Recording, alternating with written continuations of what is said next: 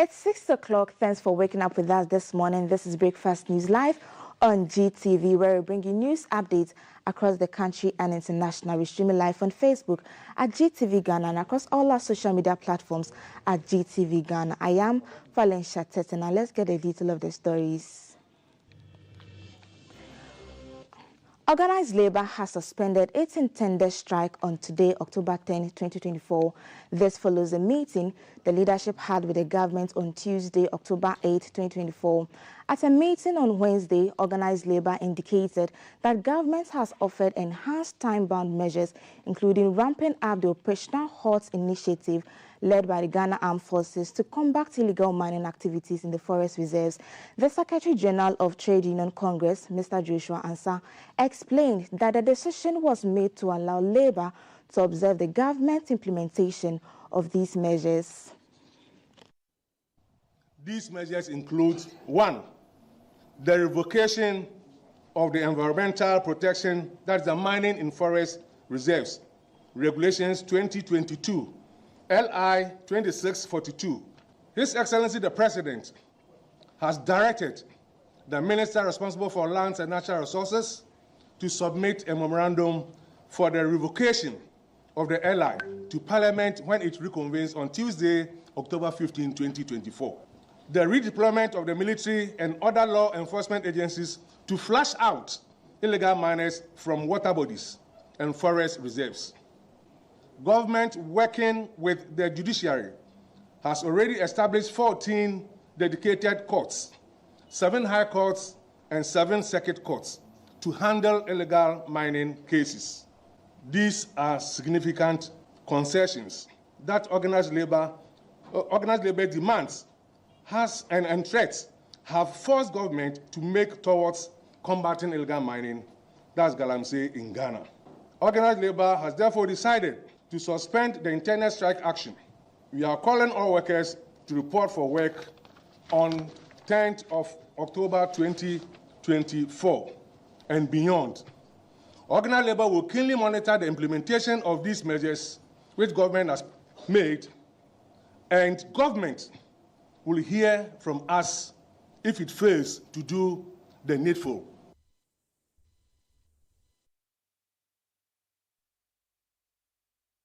The government has announced measures to strengthen the ongoing Operation Halt led by the Ghana Armed Forces. A statement issued and signed by the Minister for Information, Madam Fatima Abubakar, says the operation is to completely rid river bodies of all mining activities and be conducted in collaboration with the Small Scale Miners Association. Highlighting some key actions planned by the government, the statement said forest reserves and river bodies remain red zones. It says the government is working in collaboration with Small Scale Miners Association to ensure a coordinated effort. It said government is therefore urging all stakeholders to join the fight against illegal small-scale mining in the country.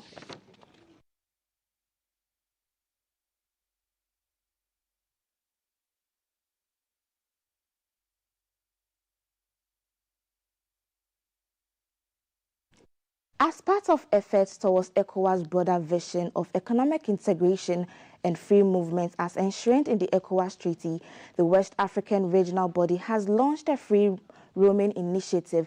This initiative allows citizens of ECOWAS countries to use mobile services without incurring additional roaming charges while traveling across borders.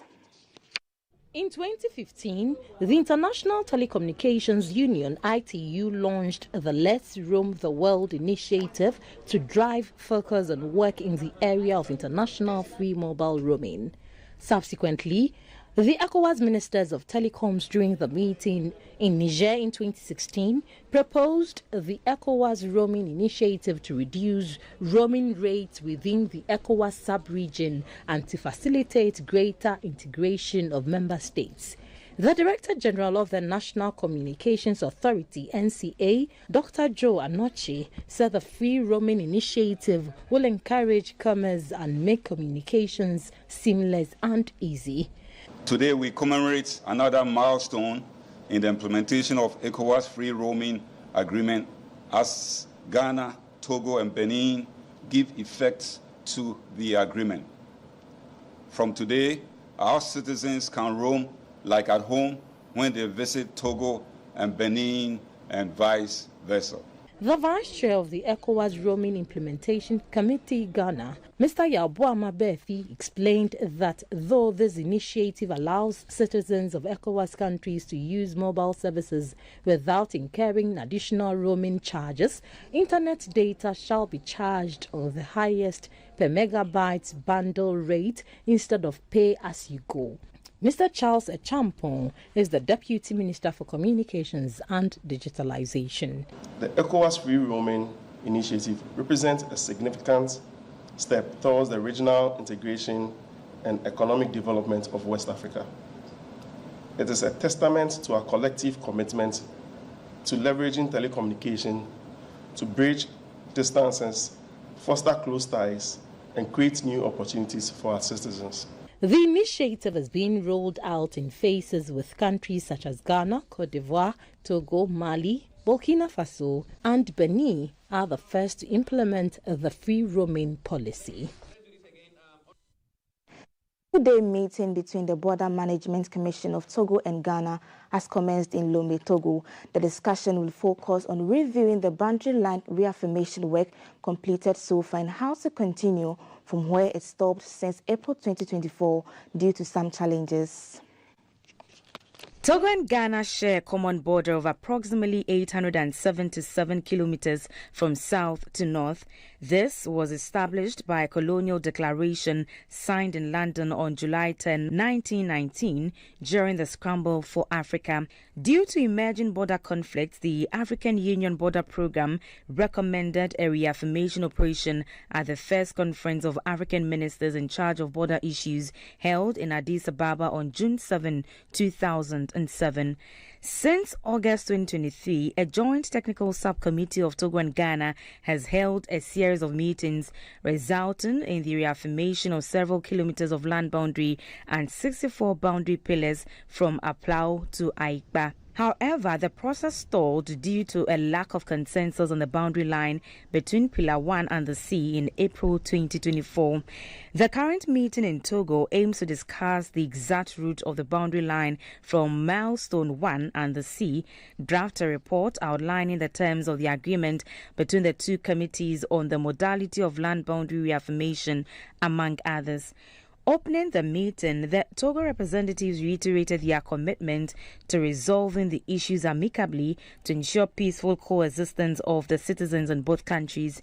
The national coordinator of the Ghana Boundary Commission, Major General Emmanuel Kotia, was hopeful that the Joint Technical Committee would be able to resume their work as soon as possible. The resumption or the construction of the village by the police contractor and eventually with the Ghanaian contractor. We also want to say that by the 31st of December, we should all need to review the work that have been undertaken. The ambassador of Ghana to Togo, Mr. Kofi Mensah Dementia, emphasized the importance of collaboration to safeguard the territories of both countries from potential threats. The terror threat is real. It's not an imaginary thing. We have seen the atrocities they are meted out to neighboring countries. And so I think it's only good that these Sahel countries come together, and with one accord, try as much as possible to defend our territory. It is expected that by the end of the meeting, participants will have developed a timetable to resume and continue the joint exercise to reaffirm the land and maritime boundaries between Ghana and Togo.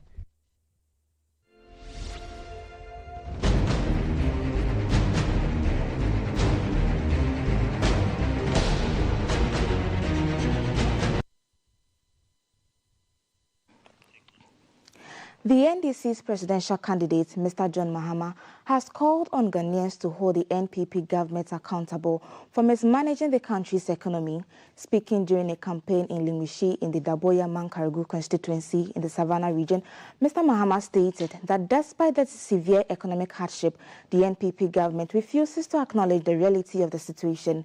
He emphasized that it is both sad and cruel for the government to deny the extent of the economic crisis While many citizens struggle to make ends meet, Mr. Mahama urged voters to elect the NDC in the upcoming election to reset the country and improve the economy.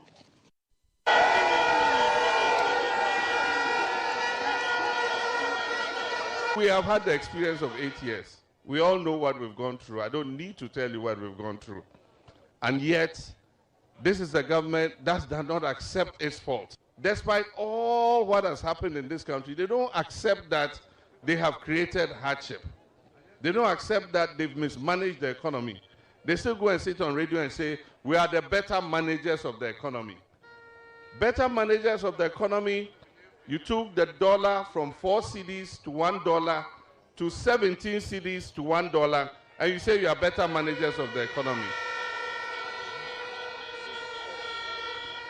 You took cement from 24 cedis per bag to 110 cedis per bag, and you say you are better managers of the economy.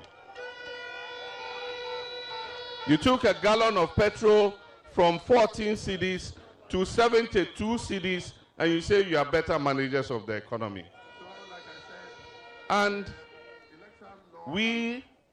Bob Marley said, who feels it knows it. We are Ghanaians and we live in Ghana.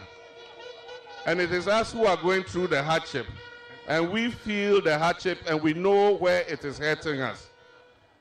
But the good thing about democracy is it gives us an opportunity to make a change.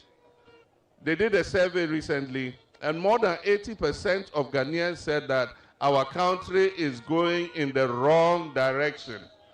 And so if you're going in the wrong direction, what do? You have to change course. And so it is time for a change. We made a mistake. The elephant came into town. The elephant came into Lingbisi. It has destroyed people's property.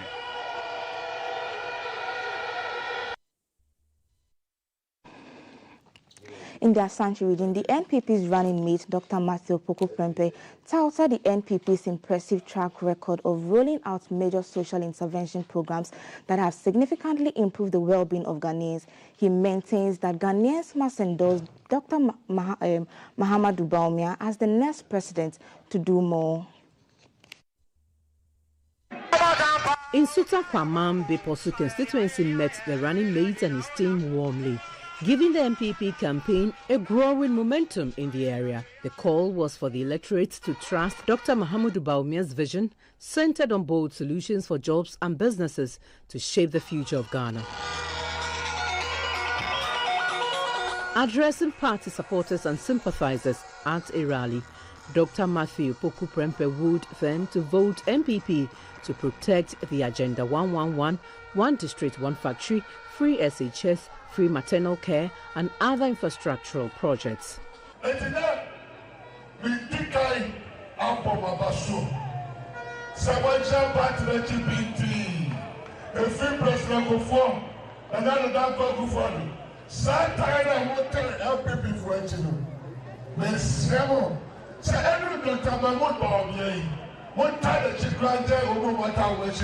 said the NPP number 1 and NPP number 2 under President John Agyekum Kufuor and President Akufo-Addo respectively have demonstrated enough commitment to the growth of Ghana through the introduction and implementation of social intervention programs that have had a lasting impact on the lives of Ghanaians.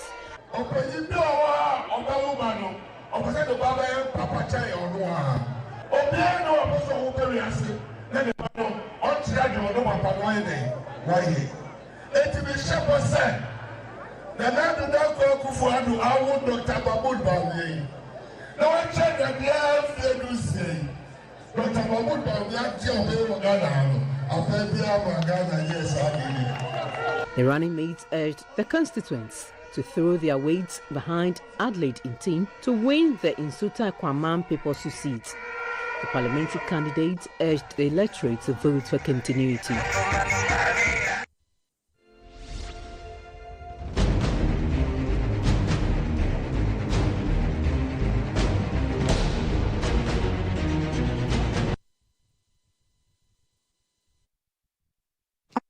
front, officials in Cameroon insist that President Paul Biya is in excellent health after long public absence stoked widespread speculation about the 91-year-old leader's condition. President Biya has not been in public since September 8 when he attended a China-African Forum in Beijing. He has since missed events he was scheduled to attend, such as the United Nations General Assembly in New York. In a statement, the head of Cameroon's civil cabinet said Biya was well and condemned the mischievous individuals speculating about the president's health and eventual death. As the statement came after days of opposition party and civil society groups calling for information about Biya's health and exact whereabouts.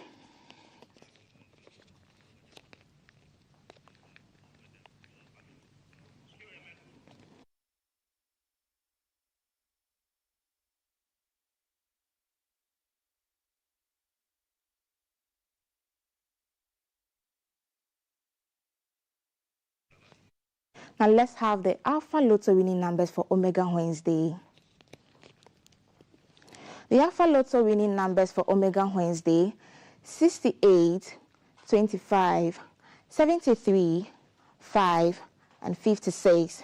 The Alpha Lotto winning numbers for Omega Wednesday again: 68, 68, 25, 25, 73, 73, single 5, and 56, 5, 6.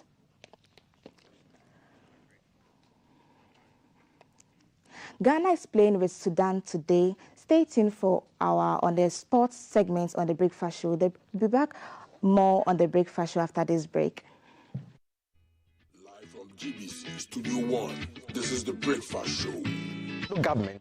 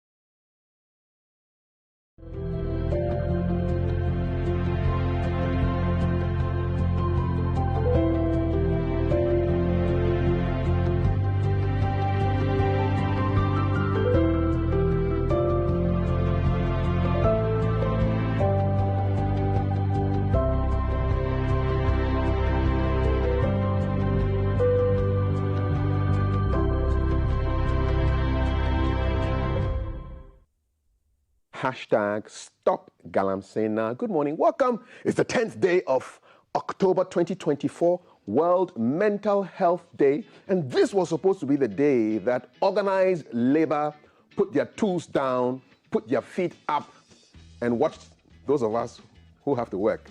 And if you think you are not going to work today, sorry, get to work. Organized labor says they've called the strike off, and some people are not happy with that. We'll be getting all the juice on that on GTV Breakfast's headlines in the next hour. But I'm wearing this because I have serious confidence that the Black Stars are going to do their thing. They are going to do their thing today. Our coach is a Ghanaian, so is the Sudanese coach. And the Sudanese bench, our bench, which is full of Ghanaians. So let's see how that goes, Ghana versus Ghana. But we want Ghana to win, all right? Thelma, good morning, what's up? Good morning, Kath. Ghana wins in this match again. We still rally around the flag. Hope that the Black Stars win. Hey, guys, we hope that you're watching. Good morning in Accra. Good morning to you as well, Kwesi Appiah. Welcome back to your homeland. Remember, this is the homeland, so let's all rally around the flag, including you. Today on the show, it's World Sight Day. And for those of us who pay to see you, you have to show us just a bit more appreciation. All you need to know about your sight, we'll have a sit down today and we'll put primary focus on children's eye care. Also, the Food and Drugs Authority won the 2023 Public Enterprises League Table Awards, which are organized by SIGA, the regulator. And we'll sit down with FDA and find out how they managed to snatch that title. All that on this breakfast table. You can join the conversation as well, 05555610034. And of course, would love to hear from you. Maltiti will tell us what she's up to today. Thank you, Thelma. Good morning, Ghana. Again, we bring you another presidential candidate's running mate. This time he wants to be the second most important gentleman of the land. And I'm sure you would have questions to ask him why he thinks he's the man fit for the job. He's a running mate for the Ghana Freedom Party.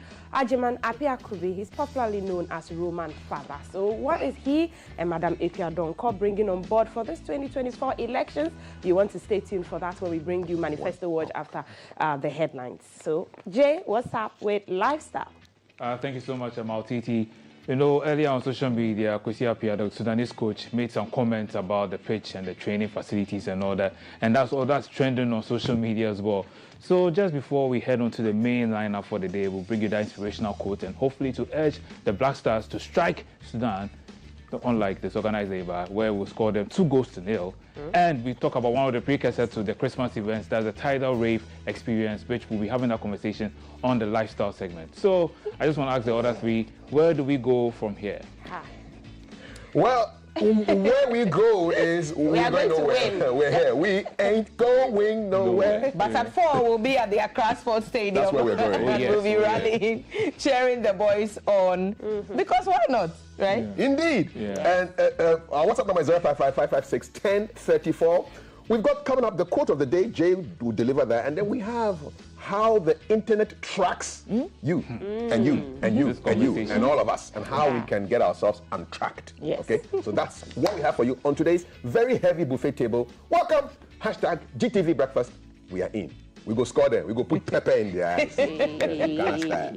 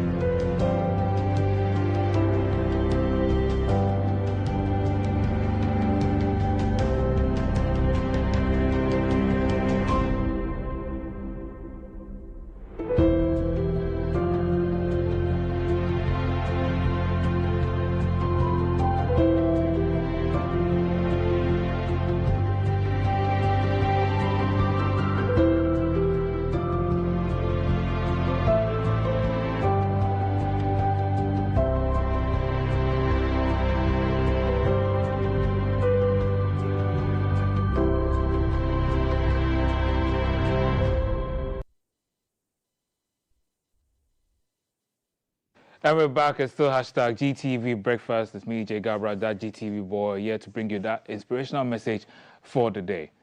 Once upon a time, imagine a small village where a young boy called Malik was growing up. He was filled with curiosity, as every child is. And growing up, he loved to ask a lot of questions. He was curious about a lot of things. But his villagers, they didn't like the questions he was asking. They kept ignoring him, shutting him down. You know what? Stop asking us those questions. Never mind, why does the sun rise here? Why does the moon go this way? It's like, why are you asking us all those questions? So they shunned him. So later on in life, he managed to move elsewhere to a different town. And over there, he was embraced by the people. And they allowed him to ask all his questions, and he rose up to be a very brilliant scholar. Later on, his old village heard about how he had become a brilliant scholar, and they tried to invite him back. But hey, he had found somewhere else to call home. And you know, this is kind of reflective of how we fought for independence. For instance, we were shackled by the chains of our colonizers, and yet we fought against them and we gained our independence. We shunned the colonialism aside, and this morning, the quote serves to remind us of that. A child who is ignored by the village will burn it down to the ground. Yes, the child who is not embraced by the village will burn it to feel its warmth. It's basically an African proverb reflecting on the consequences of neglecting a community's members. Yes, so that's our lesson for us this morning.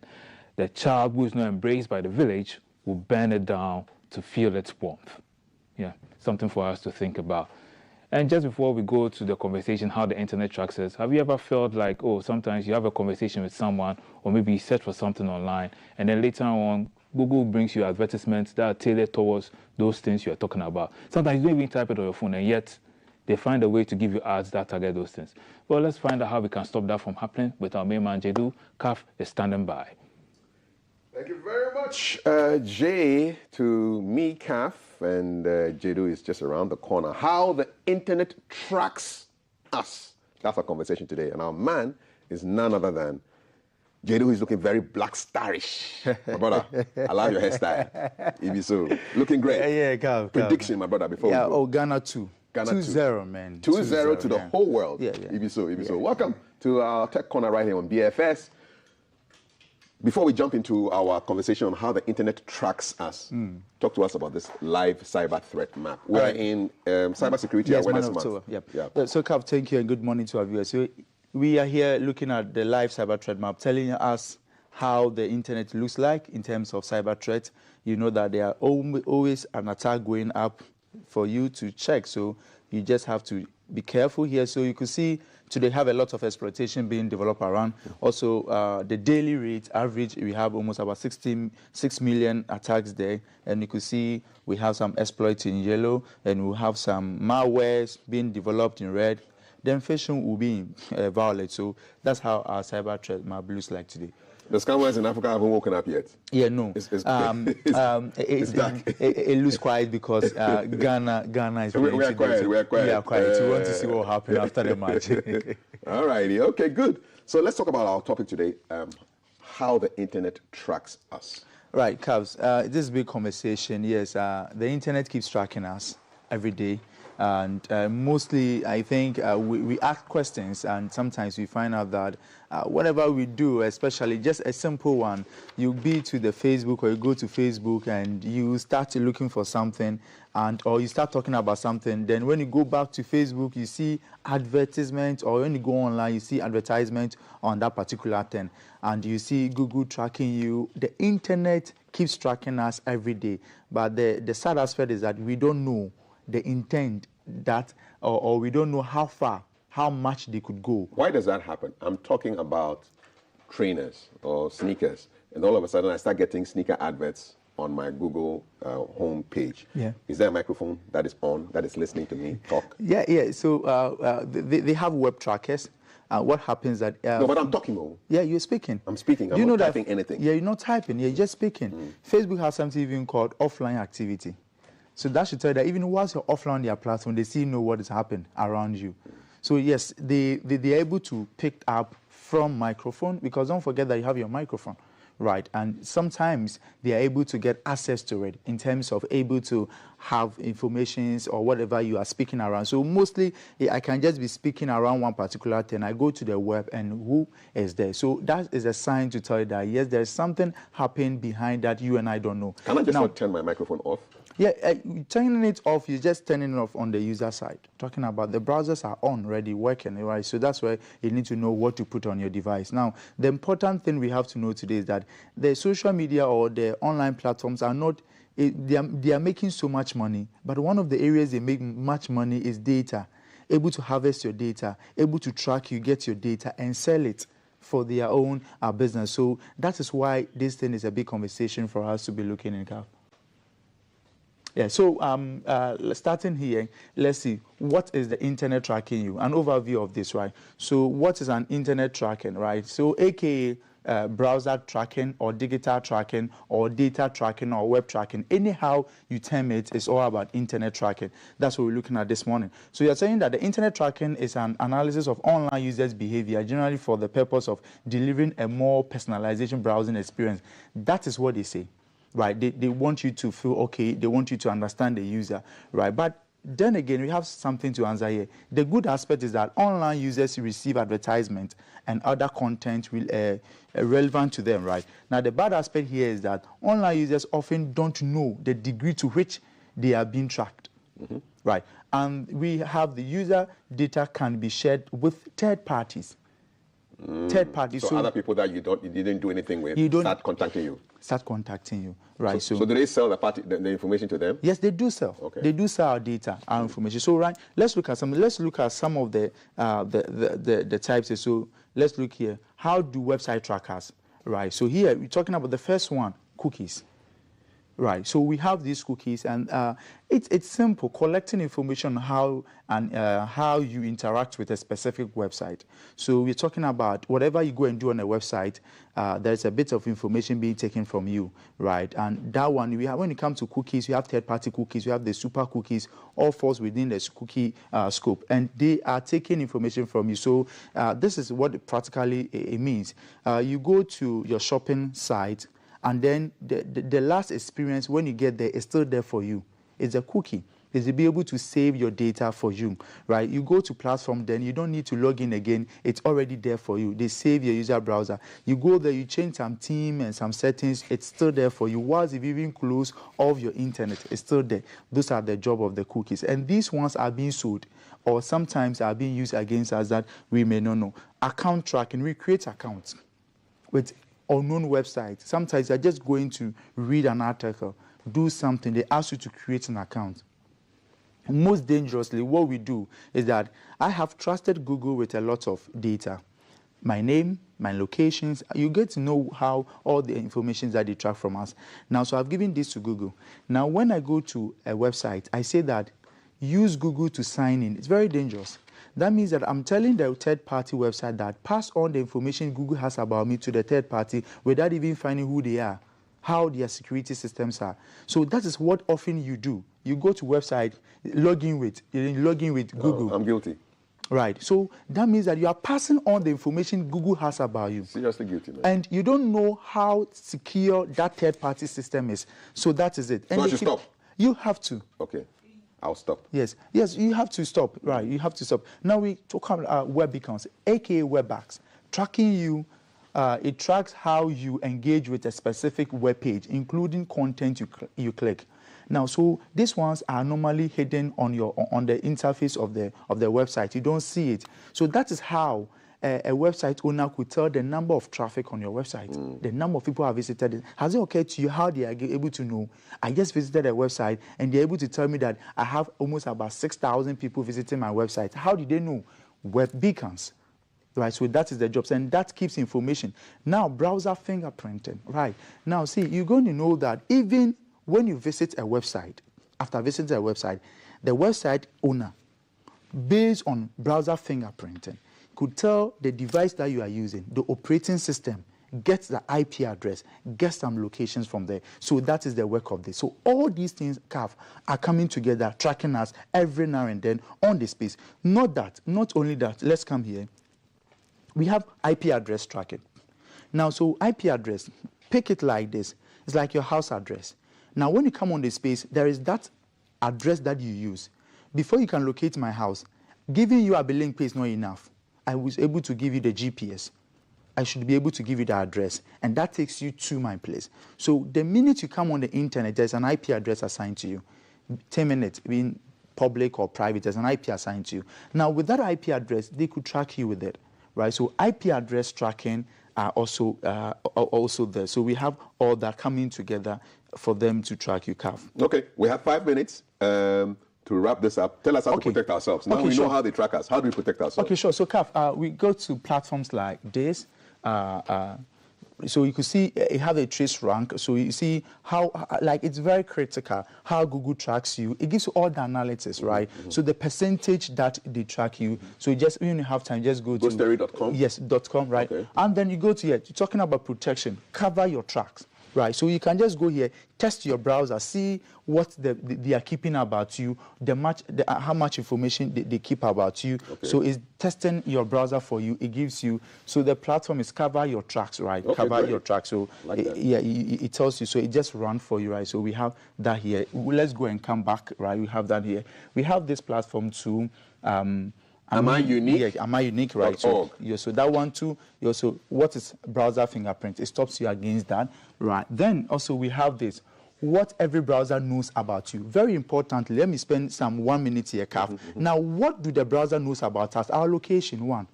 So zoom in here. So we have our location. So they know about our location. They know where we are. Where you are. Fantastic.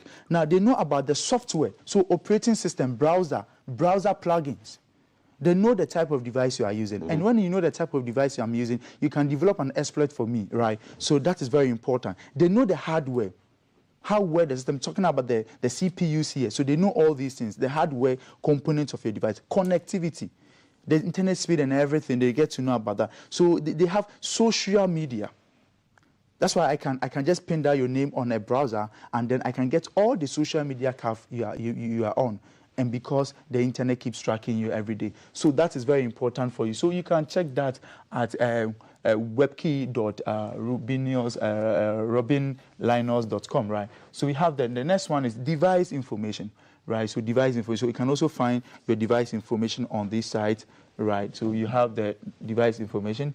Then we have this one here, able to IP leak, right? Able to check to see where you are. So you see that you see I'm using this, they are using this browser here, and we can find the IP address and all that. IP leak. Yeah, IP leak, very important. Now, before we come here, let's come here. Now, see, there's one way that they track us that we don't know.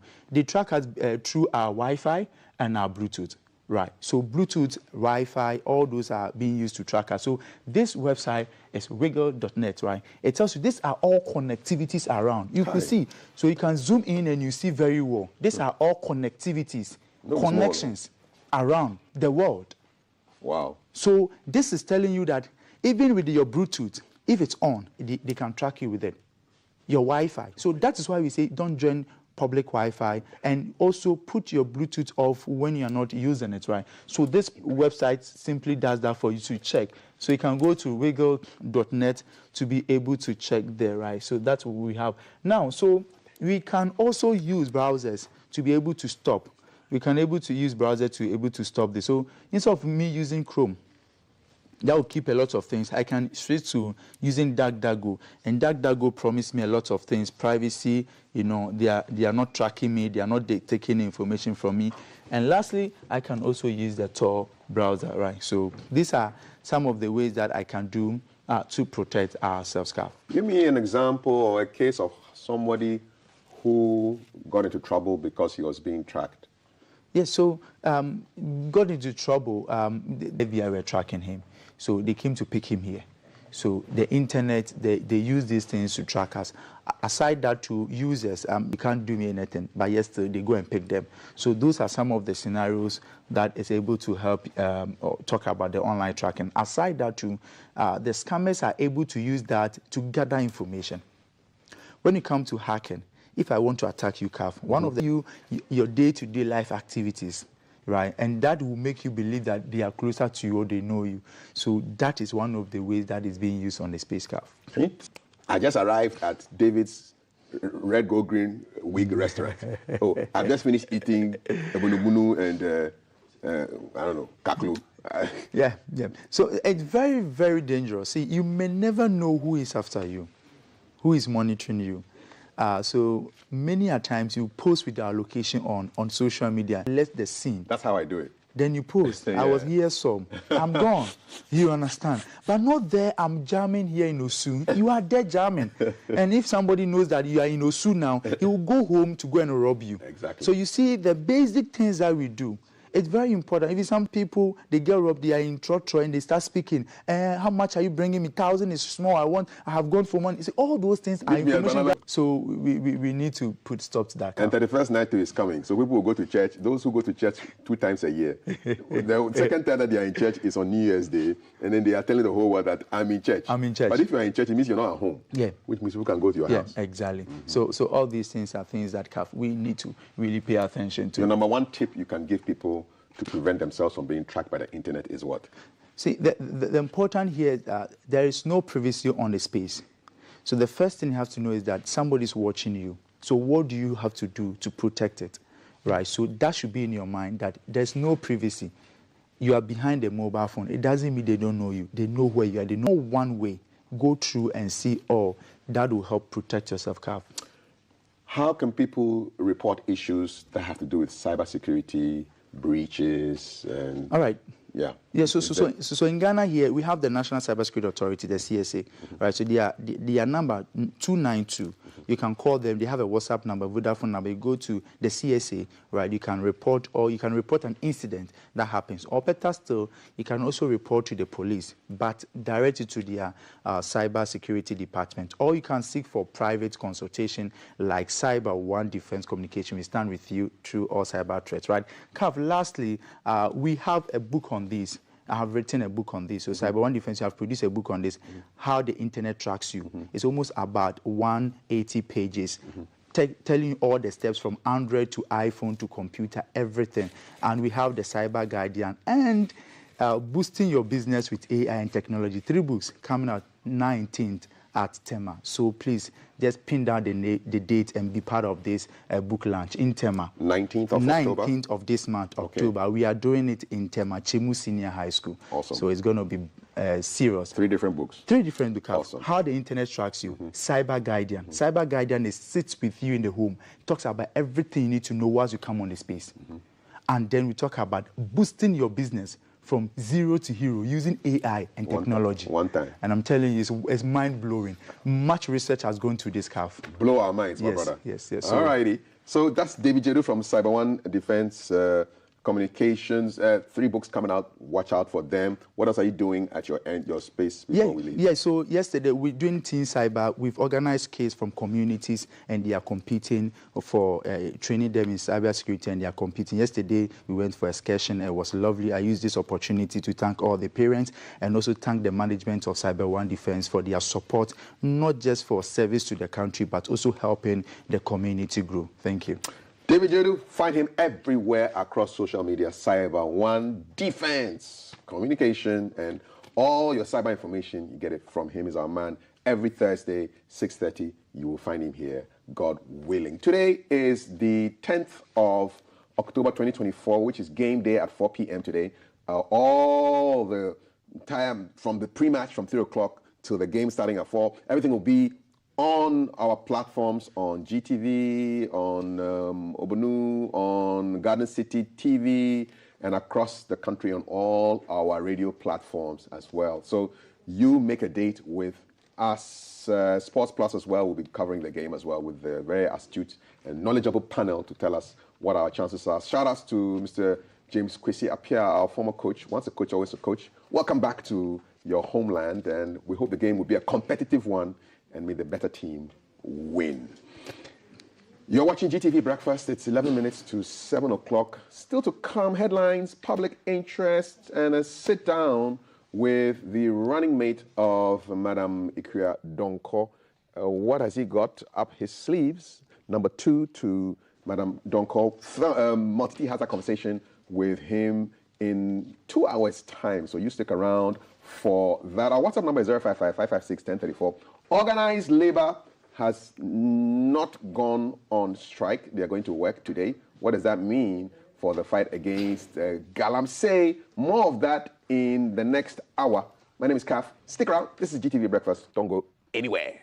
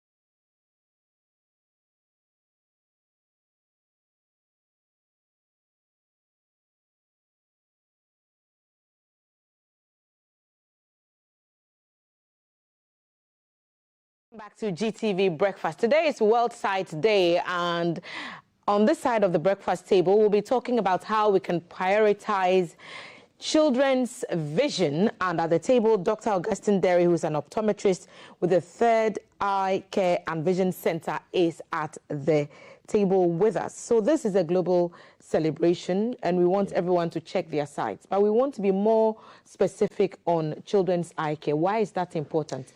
Are we realizing more cases of children coming with vision impairments? Well, good morning. That is true.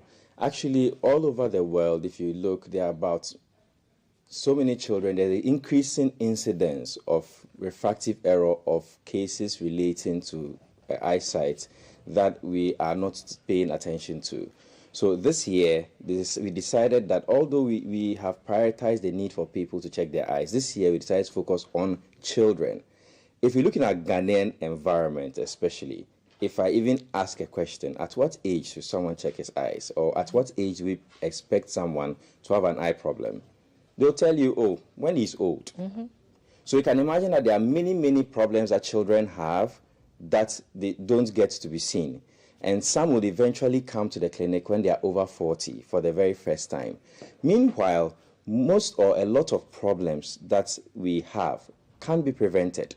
And if we had an eye exam early, then we wouldn't have to deal with it. So what age are we thinking for children? In the first 6 months, you should actually check your eyes or have your child's eye checked. In the first, so from baby? From birth. Okay. At birth, generally, there will be some checks. A general check, yes. Okay. But then within that first 6 months, you should have another check. And then I recommend after that, yearly, you make sure that your child gets his eye checked or her eye checked. Reason is this: as the child grows, their eyes change. The eyes also grow, they elongate. And several other factors have to be in place for the child's vision to go well. There are certain milestones that the child's eyes have to reach at every age. So if you are sending your child to your optometrist, ophthalmologist, or eye care practitioner to check, this is very good, because then when certain milestones are not hit well or certain problems come out, we see them early. Give us some examples. So okay. I'm thinking, what possibly could you have for eye milestones? Okay, so let's say that when we give birth to a child, you think the child can see, but the child cannot actually see the way you see. That is why you talk to babies and then their eyes look all over the place when they are freshly born. But by 3 months thereabout, we expect that, okay, the baby will begin to see colors better. 3 to 4 months, recognize faces better. The eye-to-eye coordination, the both eyes should be able to work together. Again, by 6 months, the eye-hand coordination, if you bring something, the baby should be able to touch it. The baby should be able to coordinate himself. Eye-body coordination. All these milestones must be met. And sometimes we just dismiss it and say, oh, if the child grows, it will correct or it will be okay. But that may not be the case. That may be your sure sign or early sign that your child needs an eye exam and needs something checked quickly. In addition to this, we would see that there is this problem that we have that we are calling the myopia pandemic, where research shows that a lot of children are gradually becoming nearsighted. In other words... Explain that. Here's an eye. What's nearsightedness in Okay, so if light enters your eye through here, the middle, this is where light enters. It has to fall at the back, inside the eye. So this is an eye model. It goes to fall at the back, the retina, to form an image. With nearsightedness, the image is not able to get to the back well. So that becomes a problem.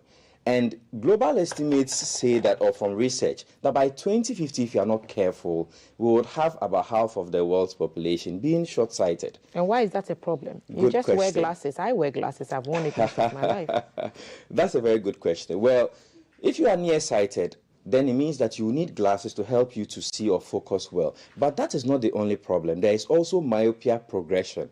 And that could be due to poor correction. That could be due to lifestyle. Nowadays we use, phones and tablets and PCs have become second parents or pacifiers. As soon as they cry, we give it to them. Other lifestyle, lifestyle choices. We want our children to be brilliant, so we give them all these devices. We no longer play outside, chaskele, football, four corners, other games, running around like before. And all these are affecting the way that the eyes are growing and are developing. We need to do this properly. And to do this, you actually need to see a qualified eye care practitioner. That's very important because if you are giving a wrong prescription, it could also affect the way your eye, grows. There's this process we call emmetropization. It's a big word, but small thing. I would simply explain it as how the eye calibrates itself or standardizes itself as it grows with your body, its size grows. So if the eye becomes longer or bigger as you grow, then it has to calibrate itself so that the images from outside will fall at the retina. That is emmetropization. Sometimes we've seen that going outdoor events helps a lot with emmetropization, makes or stabilizing the eye, the UV rays and all of that. If you do not get enough outdoor time, that could affect the way your eye grows, and that could create. And for children, that's major because usually children learn through play. You're saying that the more time they spend at the screens, the more it harms their eyes. So, what are some of the first telltale signs of a child with eye problems? Okay. What would the parents notice? Well, you would notice that your child gets extremely close to things than normal. If your child rubs his eyes a lot, it could be a clear sign. Complaints of eye pain. If your child even normally say, "Daddy, I can't see," and you think he's joking, some of the signs are not direct. If your child is performing poorly in class, the report is no good, check his eyes. If your child constantly complains of headache, check his eyes. Your child is not even good at sports, this eye-hand coordination thing I spoke about, you have to check his eyes. Your child is reserved, doesn't talk much. Imagine that your child can only see, let's say, where I'm sitting to where you are sitting in class. He can't partake in what's happening in class. He feels other people are better than him, so he becomes more reserved and doesn't feel he knows something good. I have seen this firsthand where I've taken care of children who came with serious problems and they needed glasses. We helped them, and then after that, within 1 year, it's like a magical change. The child's confidence is boosted, the reports get better, starts talking and expressing and socializing. It's very important. These things affect the child in the longer term. It will affect the child's self-confidence, the child's perception of self for the future. And perhaps the child's mental health. So let's talk about what parents can do to make these things better. When I was younger, everyone who saw me with glasses said, "Oh, perhaps you didn't eat enough carrots as a child." Advise us on what nutrition patterns we should follow to help children get better vision or improve their vision. Okay, so let me start with the nutrition. Generally, what I find is that if you eat a good, healthy, balanced diet, it's usually enough. And then normal body exercises are also good. Outdoor play, moving about is good for the child's eye health. Okay, now after that, we should also know as parents that your child's development is your priority. You are in care for the child. Your child cannot say, "I want to go to the hospital." So you have to prioritize the child's eye. Schedule it like you schedule an important business meeting and take them every year for an eye exam. It's painless, it's quick. It doesn't hurt the child much. And the child will really appreciate it if you do this. Certain foods like gari, this is just a myth buster anyway, that people will say gari generally doesn't cause eye problems, except you are eating too much of it. And if you are eating too much of it, perhaps you are not eating a balanced diet. Which is important for the child. So parents, and then there are teachers, other stakeholders. Parents should really listen to teachers when they talk. So when they observe something about your child, you listen and you take action. Yes, and you take action. Dr. Derry, thank you so much. That's all time will allow us to do. But we wish you a happy World Sight Day and the engagements that you have with your people. Good luck with all that. Third Eye Care and Vision Center is where Dr. Augustine Derry performs or works as an optometrist, and he's been talking to us about World Sight Day, why it's important to get our children's eyes checked and why you should get yours checked as well annually. So this is the segment. We'll take a quick break. When we return, a matter of public concern will be brought to your attention. Stay with us.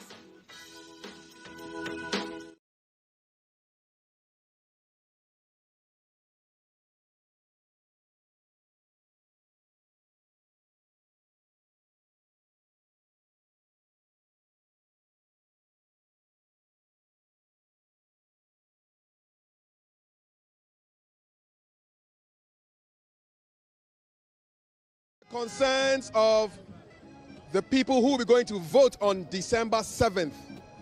Are they worried about peace and safety issues, and security matters? I'm right here at the heart of Kwame Nkrumah Circle, heading towards Tiptoe Lane to find out what people are thinking. Come along with me. For me in Ghana, let me speak the truth. There's nothing like free and fair. As Ghanaians, I know we talk much, but we act less. So anything violence, I know will be something of the past. We wouldn't act in any violent way. But I believe very well that it shouldn't be what we wish. But at the end of the day, what Ishi says happened is what happens.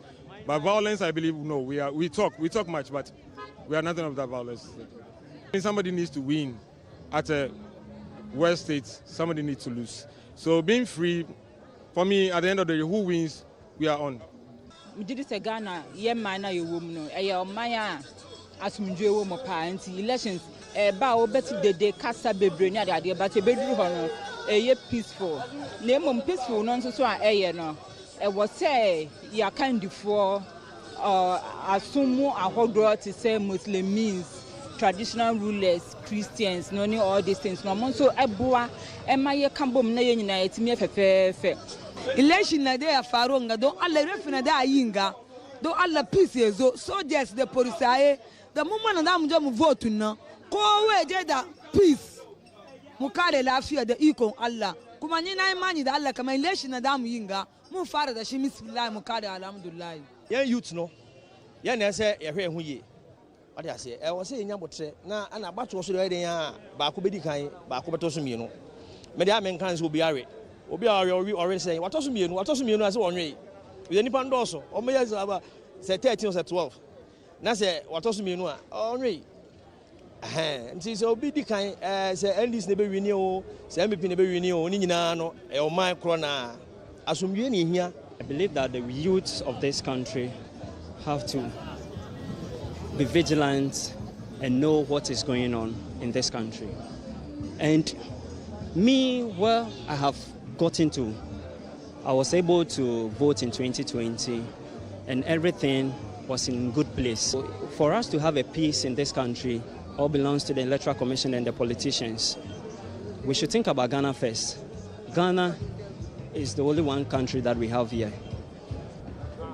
Adia Bakwa, I was saying to me, ehun say senka woto abawia eye kire wadwene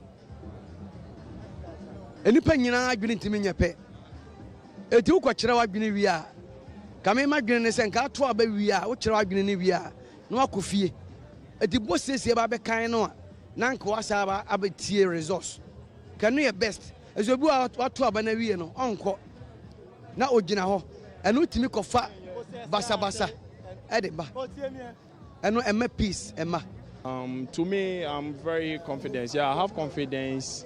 Like I'll vote, but I know the right person I'll vote for.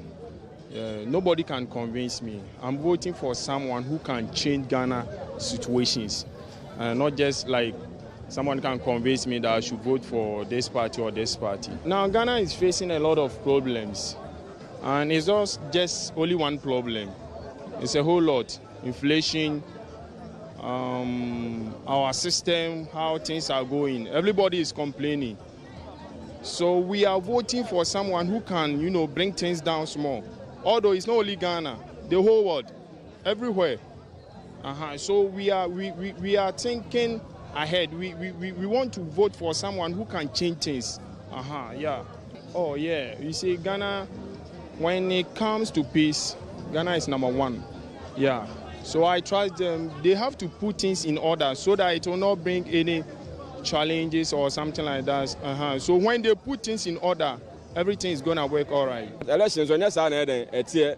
We made in kind by the audience, every stronghold to be voted or you to know the other or the baby too. The bassa, best say a funny union say. Nobody could go no onion to not obeying Kunomono on Tiasiamana or man, the young queen.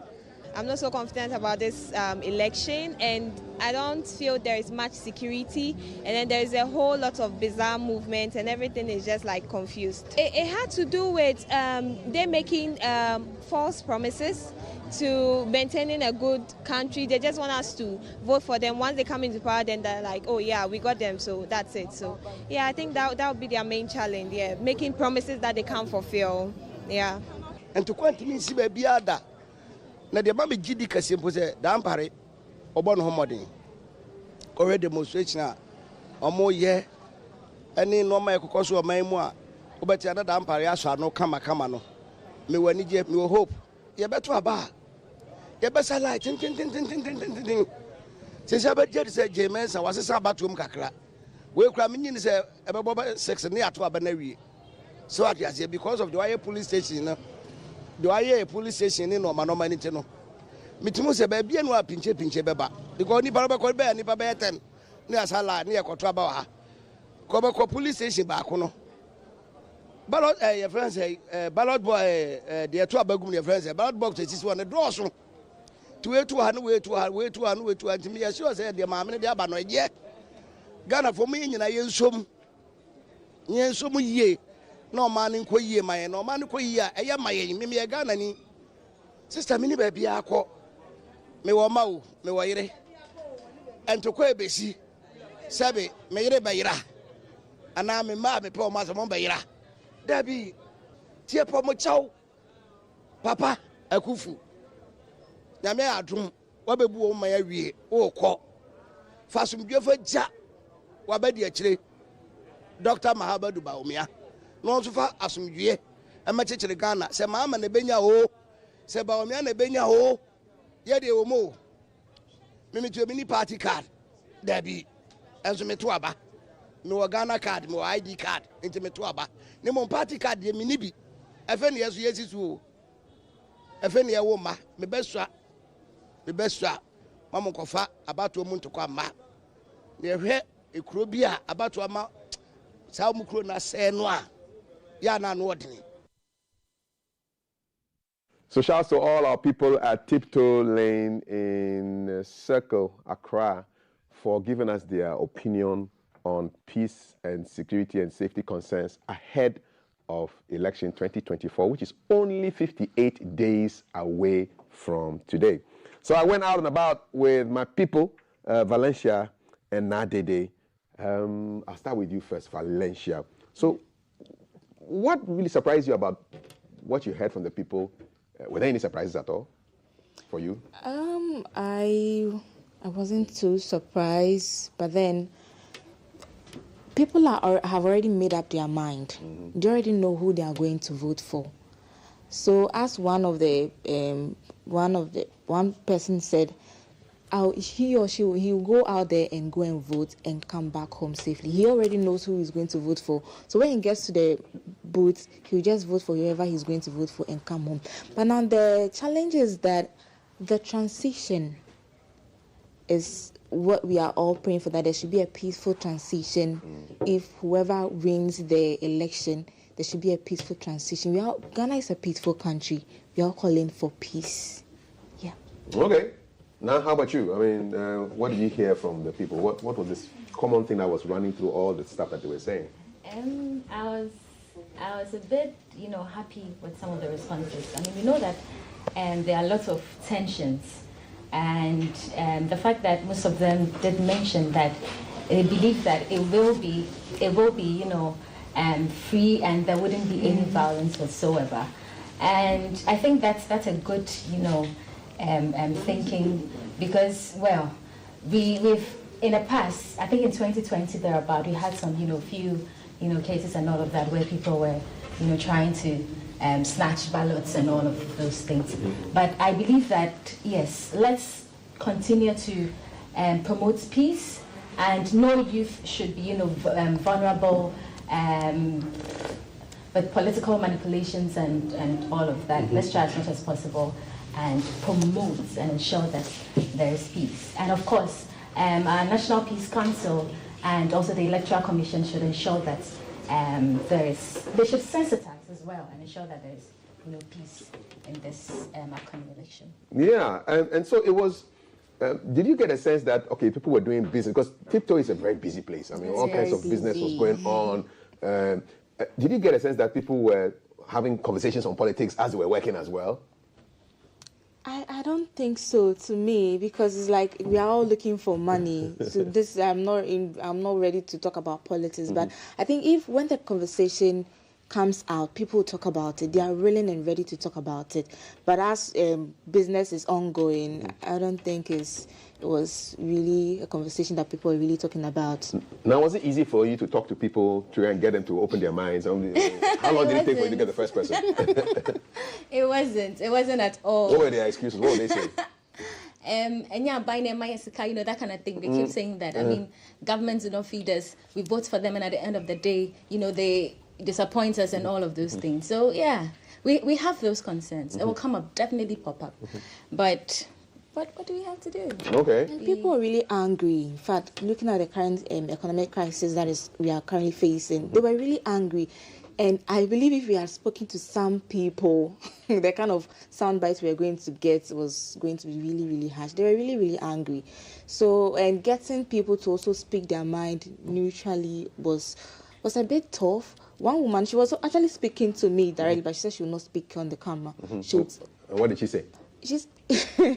So she was saying that she knows the country, we are going to have a peaceful election, but it all depends on the EC and the Peace Council, I mean the security forces, to ensure that we have a peaceful election. They should make sure that they preach peace even before, during, and after the election. Even by now, they should start doing some peace education to the general public before even the election starts. We have 58 days to go, and so now we are not hearing anything about peace. So I think going forward, the Peace Council, our priests, our churches should preach the peace so that we all get to understand the reason why Ghana we need peace during and after election. Okay, I'm going to find out from both of you. Have you voted before? Yes. You voted. How many times have you voted before? Once. Once. How about you? Once. Once. Yes. When was the last time you voted?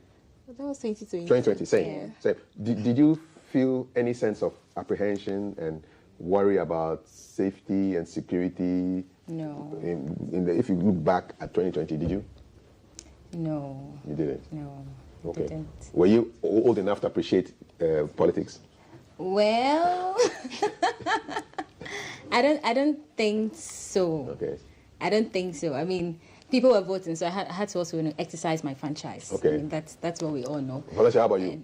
Yeah, I voted in 2020, and I appreciated the fact that there was peace. But I got opportunity to report during the election. Okay. So I was posted to Ewutu Senior East. There was a bit of chaos over there. What kind of chaos was there happening there? Shooting. A shooting went on, yes, at one of the polling stations. And I got scared. And this time around, I'm so scared. I don't know, but I'm just a bit scared. Now you feel worried? I feel so worried. Okay. Well, what's making you worried? I don't know, but the tension is high. It's really high and scary, but we are all praying for peace. Okay, we're praying for peace. I know there will be peace. There will be peace. Yeah, they know there will be peace, although they feel the tension. Valencia and Nadede, and shouts to Dina and the entire crew who made it possible for us to do what we did. Remember, Public Interest is Tuesdays and Thursdays, 7 a.m. Watch out for the next one, God willing, next week, Tuesday. It's now time for us to go into the sports arena. If you were the week, me I go on. Yeah, we'll say Black Stars. Sports time. Yes. Thank you. Sports.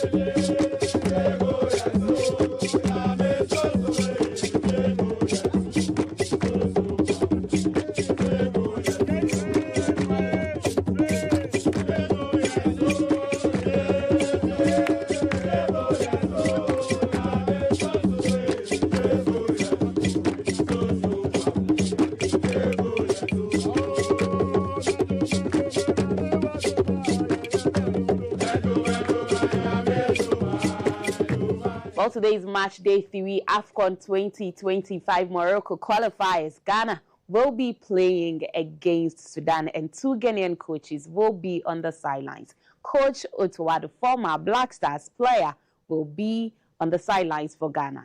Coach James Kwesi Appiah, former Black Stars coach, former captain of the team, will also be on the sidelines for Sudan. So it's a whole lot of drama we are expecting so far as the game is concerned. By yesterday, they had their mandatory press conference, and so we'll be hearing from them and what to expect so far as the game is concerned. Remember that the match will be live here on GTV Sports Plus. It will also be live on GTV, Garden City TV, Obonu TV, as well as all our radio stations scattered across the length and breadth of Ghana, powered by Unique 95.7. My name is Akosia AJ, and this is the sports update on GTV and GTV Sports Plus. And so in our first story, Coach Otto Addo, who is the coach of the Black Stars, has revealed that Ghana needs to do what Ghana needs to do to beat Sudan on Thursday in the round 3 of qualifiers for the 2025 AFCON.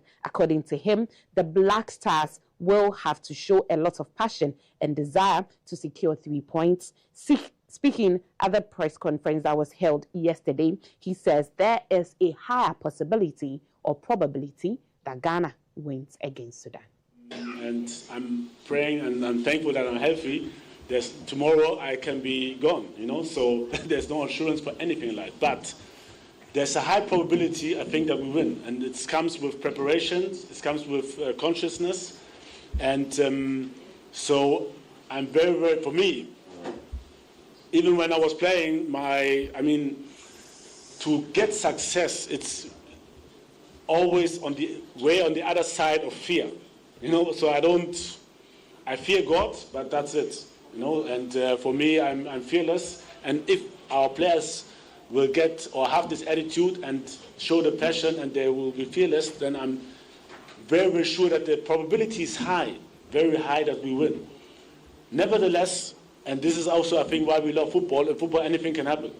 I've played so many games also as a player, and I said it before. We played with Borussia Dortmund. We were German champions, and then we played against the 5th division team, and we lost. So I know anything can happen, but the probability that we lose is very, very low, I think, if we do our homeworks, if we are concentrated, if we play together as a team, and yeah, I think if the players, and those are the most important persons, if they fulfill and work together as a team and fulfill what our plan is and our tactics against Sudan. The other question was what? The other question was conceding. Yeah. So it's almost every game. It's way too simple to try and point out one player. Way too simple. So I think I said it again, the defense always starts at the attack. And we have to learn. It's not only the way we defend, but it's also the way we finish actions. So sometimes we play around too much. And I know that sometimes the spectators, they like it, they love it. If somebody maybe can go forward, you go back, you put the ball over the other player, and everyone will be, hey. But, you know, we don't go anywhere with this. You know, we have to be more straight, we have to be more effective, and we have to finish our actions. Because one thing which is very, very clear, I strongly believe that Sudan have two chances, offensive transitions and set pieces. And once we finish our action and we stand as a... We'll stay with Coach Otto Addo. This time he was addressing who will be the man to wear the armband for the Black Stars, being as his captain, Thomas Partey, is absent from the team due to health concerns. I'm not quite sure if that he will be the second captain, and so for this reason he will have the captaincy. And for us, and I don't know if I said it before, but it's about leadership and responsibility. It's not about having the captaincy, it's about all the players. And sometimes, and this will take time, I know for sure, but me having the comparison, let's say Europe or Germany and Ghana especially, I think there are a lot of things we can change. And I know traditionally this is good off the pitch. You know, we have like a lot of respect, especially for elder players, but on the field, everybody's equal. And we have to get to, I think this should be the evolution, that we get to a point where, I don't know, Ibrahim Osman, 18, can tell Iñaki Williams to do more, to push him, in the positive way, not in a negative way. What are you doing? So, like, come on, you can do more. Come on, Iñaki, do more. To address something on him, to demand something. And we have to get there that no matter what age you are or how old, that you can criticize another player, even if he's older, but also the understanding from the elder player to take it, you know, to push it. And if you are demanding, it brings pressure on yourself, because you can't just talk and demand something from somebody while you're not working yourself. So this will elevate the whole team up to another level, and with this passion, even you can just win games. Even maybe you're not playing a good football or whatever, but with passion and with willingness to win and the aggressiveness in the duels, a lot of things can be changed during the game. And so I guess the rumor is out now, and it's true. Mohamed Kudus will be the man in charge when the Black Stars play. He will be wearing the armband, and then maybe it will just turn out to be a Kudus day for us here in Ghana. The coach also had the opportunity to react to the surface or the pitch at the Accra Sports Stadium, being as the Baba Yara Stadium, which used to be their home, was banned. There were some renovation works that were done at the Accra Sports Stadium. Coach Otto Addo is quite pleased with the state of the pitch. I don't know what has been done. I can just talk about Accra because we're here and they did well. And it's difficult for me to talk about things which I can't influence. You know, we can just sometimes address things, but it's not in my hands to renovate or not to renovate or whatever. I'm happy, like I said before, that we can play this match here. I think the national team has been playing here for a long time, and I'm happy that we're here, that we're at home, that hopefully we get the support from all the spectators. And even sometimes during the game, things can go bad. You know, like, let's say the first half against Central African Republic, we were 2-1 down. 2-1 down. And Kumasi was still supporting us, and this is what I hope, because we need the support. We have a lot of young players, and we need the support, the full support of the whole Ghana to win this match. Meanwhile, Sudan assistant coach Ignatius Osei Fosu has expressed disappointment over the condition of the training pitch provided for his team ahead of the crucial 2025 African Cup of Nations qualifier against Ghana. Speaking at a pre-match press conference, Osei Fosu, who works alongside head coach James Kwesi Appiah, revealed that the poor state of the St. Thomas Aquinas Park in Ghana hindered their preparations. Training pitch for us, not good like that, but we will take it like that. But apart from that, the liaison officer, Kwam Boache, has been fantastic, helping us with everything we need to facilitate our stay here. We are grateful to you guys. Thank you, colleagues. So you raise your hand, you tell us your name, your media house, and your question. Mainly, we play mainly on AstroTurf. So we were of the firm belief that we were going to have some a training facility that will mimic the one at the Accra Sports Stadium. We have not been at the Accra Sports Stadium yet, so we don't know how the pitch looks like. But of course, what they gave us at St. Thomas. At the St. Thomas there for us was not too good enough. And so, as it were, we are now trying to see how this pitch will be and how we will, like as it were, manage the game. But as it stands now for us, if we are likely to meet the pitch at Aquinas here, at the Accra Sports Stadium, I think we are going to see some awful football.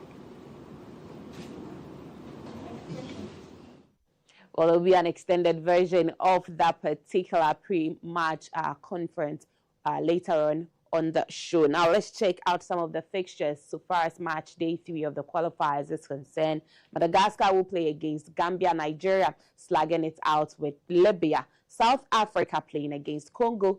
Ghana, we're playing today against Sudan. Cameroon will slug it out with Kenya. Mozambique will contend against Eswatini. Zambia will compete against Chad. Equatorial Guinea will play against Liberia. Uganda will be playing against South Sudan. Then Egypt, Mohamed Saleh's Egypt will play against Mauritania.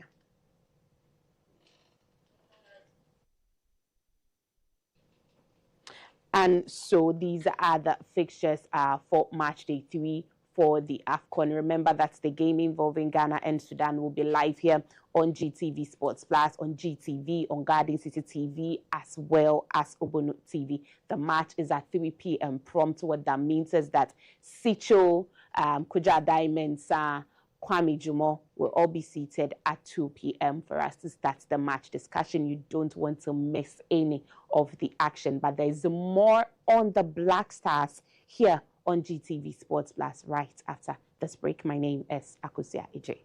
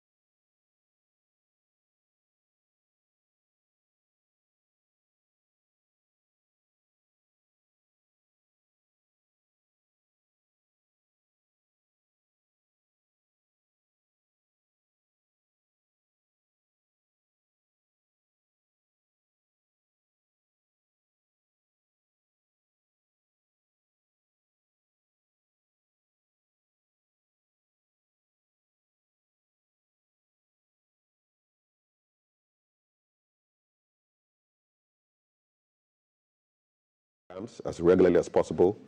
Age 40, but if earlier, why not? There's somebody I follow on Instagram. She's called Mrs. Valentine, the Valentines. She got married at 27 and she was diagnosed. She's fought cancer. She survived. She lost her hair, is back. She inspires me so much. Wow. So, yeah. Get checked early. Get checked early. Yes, you can save your life. Indeed. It's Pinktober. We are spreading the awareness. Yes. It's not time for you to be aware of the headlines. So here they come. Right. The first paper this morning is the Ghanaian Times, which has its big one being illegal mining menace. Government intensifies war on Galamsey. Military Small-Scale Miners Association join Operation Halt to fight illegal mining. That's on page 13. That is the big story for the day on the graphic. Now, let's see what next we have. Yes. And on the daily graphic, Kav? Organized labor rescinds Galamsey strike. Government acts on concerns. And that's a picture there of Joshua and so the Secretary General of the Trades Union Congress. Okay. Joshua. Daily Guide. Daily Guide has confusion rocks organized labor, calls of strike. Okay, so that's the big headline today. It's all about organized labor this morning. Yep. The Chronicle. Akufo-Addo partners Ghana Armed Forces small-scale miners to protect river bodies and forest reserves. The proverb for the day, 1320, whoever walks with the wise becomes wise, but the companion of fools will suffer harm. Okay. Very short one. It's a short one. Waiting. A big punch. Yes. Yeah. All right, that's your Chronicle this morning. The Daily Dispatch has organized labor suspends strike. Akufo-Addo suspends mining in forest reserves and deploys additional military men. Okay. That's a semi-big one. Yeah, indeed, countdown to election. Business analyst, Galamsey strike, organized labor suspends nationwide strike. Joshua Ansah, Secretary General of the TUC, has a lot of questions to answer to people who are wondering why it came off. But that's it. Okay. Daily Searchlight. Daily Searchlight, scandal rocks ADB as presidency is petitioned over board chairman's alleged influence peddling scam. Okay, that's your Daily Searchlight this morning, 10th October 2024. The Daily Statesman, Accra STEM Academy ready next month, and organized labor suspends strike. Two big ones there. President reaffirms commitment to Galamsey fight. It's Thursday. It's Throwback Thursday, so let's give you some pictures for you to look at, all right? Yes. Who is this? Wow. Smooth face. Wait, Kojenchi. Kojenchi? Yes. Yep, there he is. Yeah. So, you know him? Is this Mr. Odate Lamte? No, it's not. This is High Life. Calypso dance. G-Man. Yes, G-Man. Wow. Yes. Back in the day with the Jerry, man. Yeah, shout out to Jerry. He's not Sofo now. Wow, Sofo. Who is this? The Kumawood actor? No. He's dead. No. This man is very much alive. Wow. Yes. I'm sorry, sir. No, sorry. You're not referring to him. Okay. This is Ragumzo. Yep, that's him. That's him. Oh my God! Wow. Yeah, yep. I think I've seen him, as he is for a long time. Yeah. So I always wearing a hat too. Yes. Okay. Wow. Who is this? Fine, gents. Oh, Mami Dokuno. Mami Dokuno. Yeah, I know her. Hey, what a the braids there. Egyptian princess Nubian braids. You see the big soulful eyes. What? No, it's small. Anymore. Amazing. Who is this? Hey. Let me give you a clue. Okay. GTV Sports Plus. Oh my God. Oh wow! When he had hair, and his hair was nice. Wow! He had a beautiful afro. Yes. Rich. And look, you see the tie. What? Kwabna Yeboah. Hey, young man. Fine. Who is this? Oh, Daddy Lumba. Daddy Lumba. He was just 60 recently, 60, right? yes. Charlie, you see the punk. And then the tracks. And they are boy for the corner there. Double track system. Long before double track. Did they come back safe? That double tracker boy. And he had a Michael Jackson. He was wearing a Michael Jackson This man looks like JJ, but you know who he is. You see the Michael Jackson Yes, shirt? I've seen it. Yeah. Okay, MJ. Next man. Who is this? Yeah, that's JJ. This is not JJ. He looks like JJ, but it's not JJ. Didi Dramani. No. Who's Didi? David, don't tell me. Oh my God, Agro! Charlie, you're cracking up. Can we have Matiti every week, man? You're cracking up with me. Oh, Agro, David Donto, yes. He looks like JJ then, with a mustache. All right, Charlie. Yeah. Okay, so good luck. What do we have? Who do you have? We have Ghana Freedom Party, Ekua Donko's running mate. He's the vice presidential candidate for the party, Ajiman Kobi Appiah, so he'll be on the show. He's a media person, but we want to know his thoughts on how he's going to, partner with Madam Ekua Donko to handle the economy, handle the creative arts. So send your questions early. Okay. In 40 years' time, when we have your throwback pictures, I wonder what they'll be saying who you were. I know, and they look like a lot of people.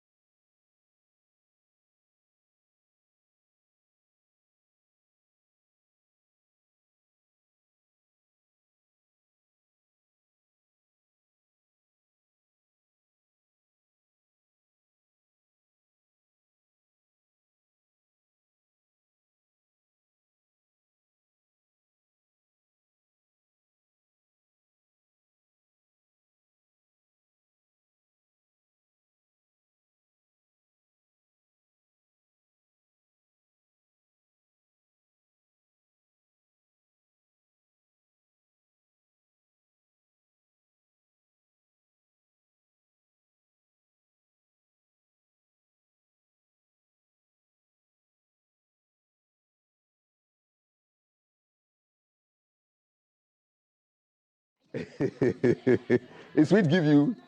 So that's Rockstone with a year with Diana, bringing us to 7:45. It's GTV Breakfast. My name is Kapwi Day, and you are welcome to the show. All righty.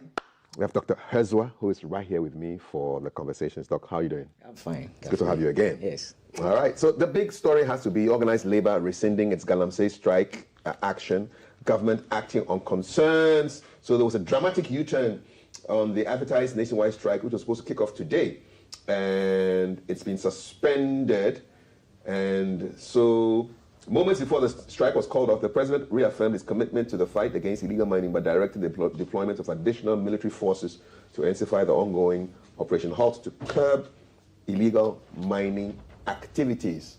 How did you take the news that this strike was going to happen?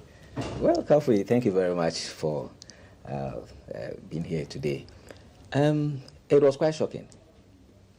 To be honest, it was quite shocking because this was just at the 11th hour. And nobody expected that this decision would be taken. But all the same, yes, it has been taken a lot because all the pointers were that it's going to go off. And just at the 11th hour, this press conference is held and the whole thing is put off. So it's quite shocking. But what I can also say is that, well, they are saying that, the government, it appears the government met a number of the concerns. For that matter, they were calling it off. But we need to interrogate the issues. Complete shock to you. Would you have gone on strike? Well, personally, yes. Based on what is on the ground, yes, I would. Are you part of UTAG? I am. UTAG has a completely different view on what is happening, and they've been trending since yesterday. So I just want to read a little bit of what UTAG is saying. So UTAG is to decide to proceed. They're proceeding on the strike despite organized labor's action. So the University Teacher Association of Ghana has announced that it will proceed with its industrial action against illegal mining on Thursday, October 10, 2024, despite the organized labor's decision to suspend its planned strike following the government's pledge to address the issue. In a referendum yesterday, October 9, UTAG members overwhelmingly supported the motion to strike.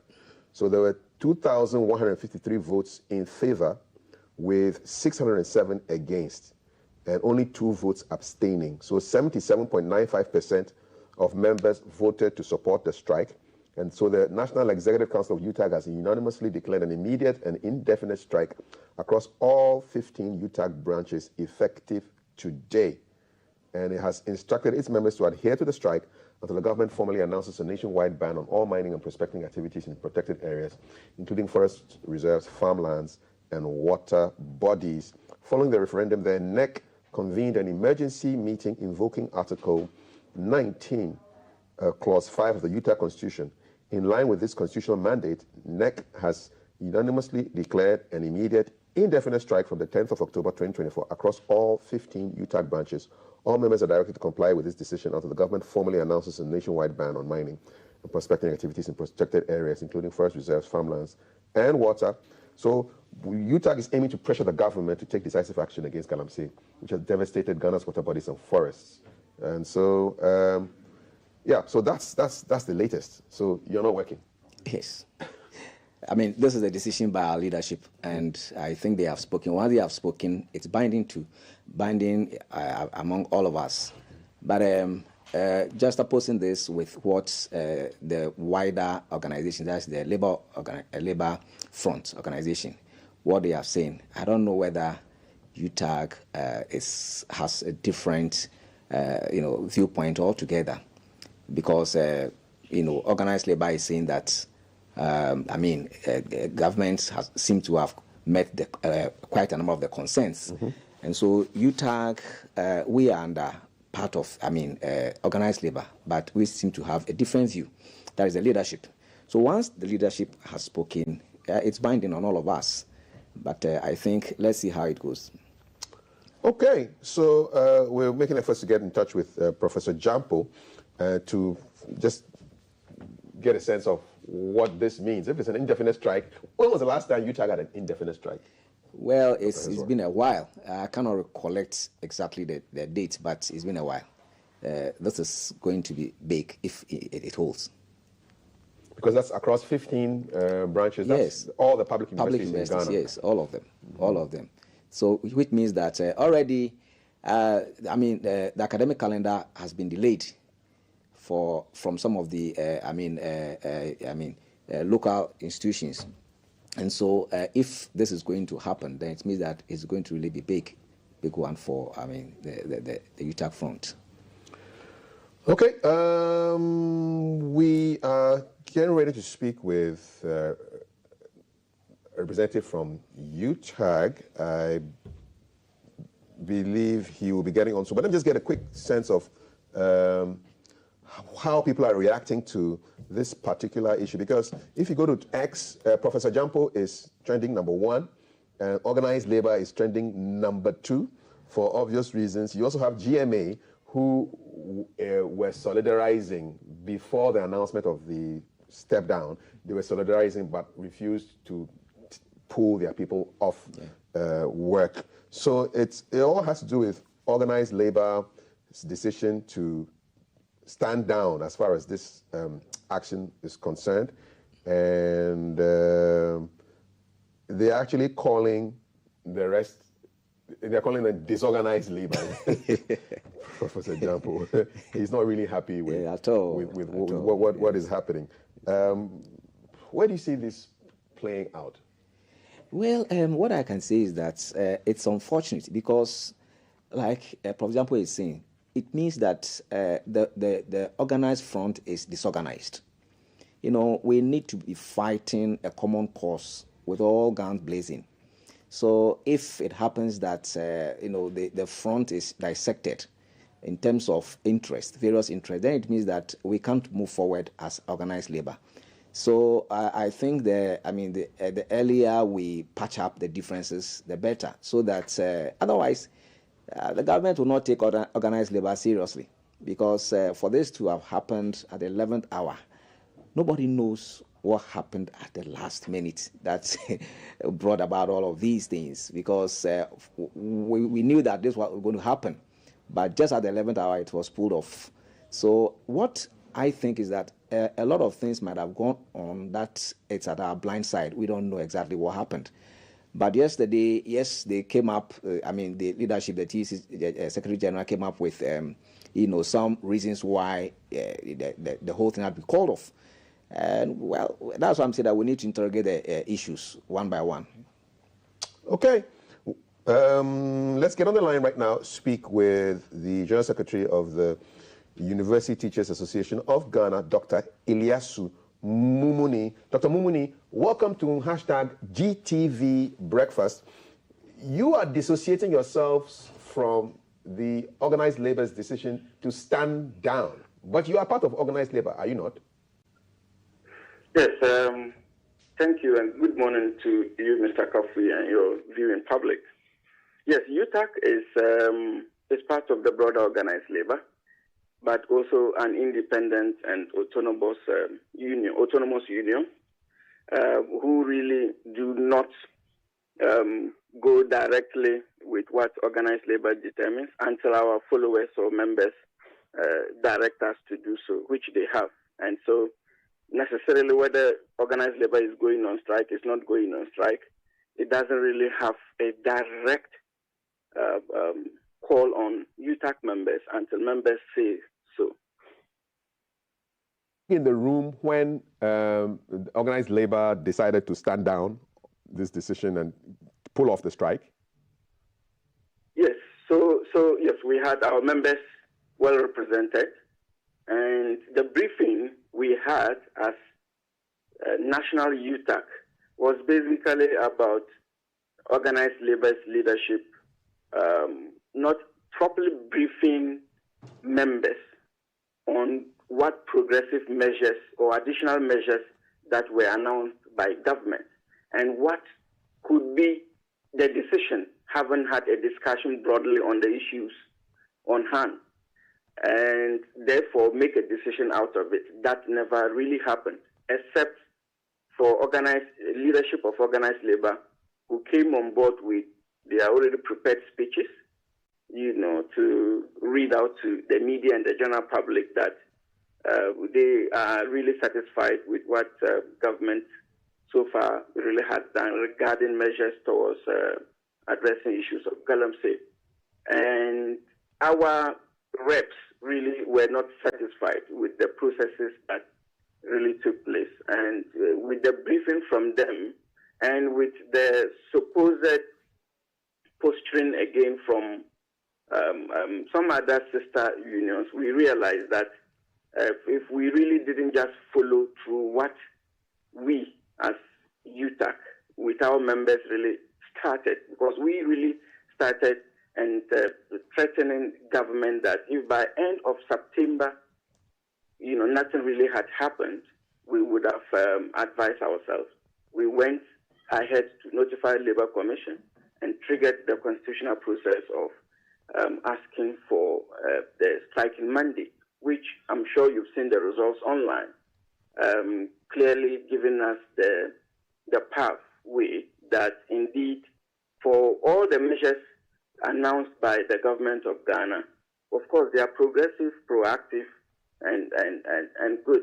Nonetheless, with the margin and depth of destruction and the cumulative effect we all are experiencing from galamsey, we think these announced measures are not enough.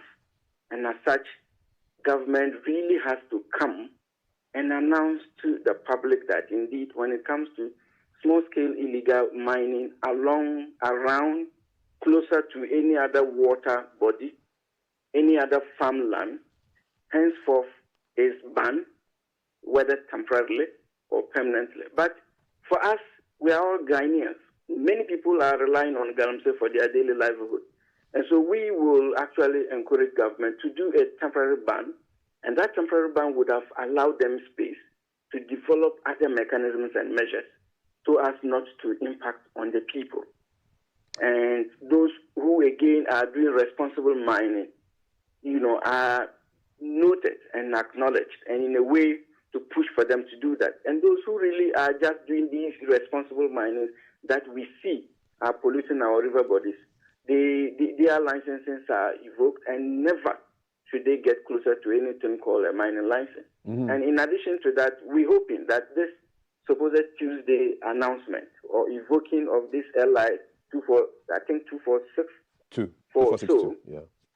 Yes, should come very quick, and not just come quick, but for government through the security agencies to highlight more of their surveillance activities around these other mining communities. We really haven't trusted these processes because, Mr. Kafu, the number of committees, interministerial, various task forces, previous government and this government have really done around this particular manner.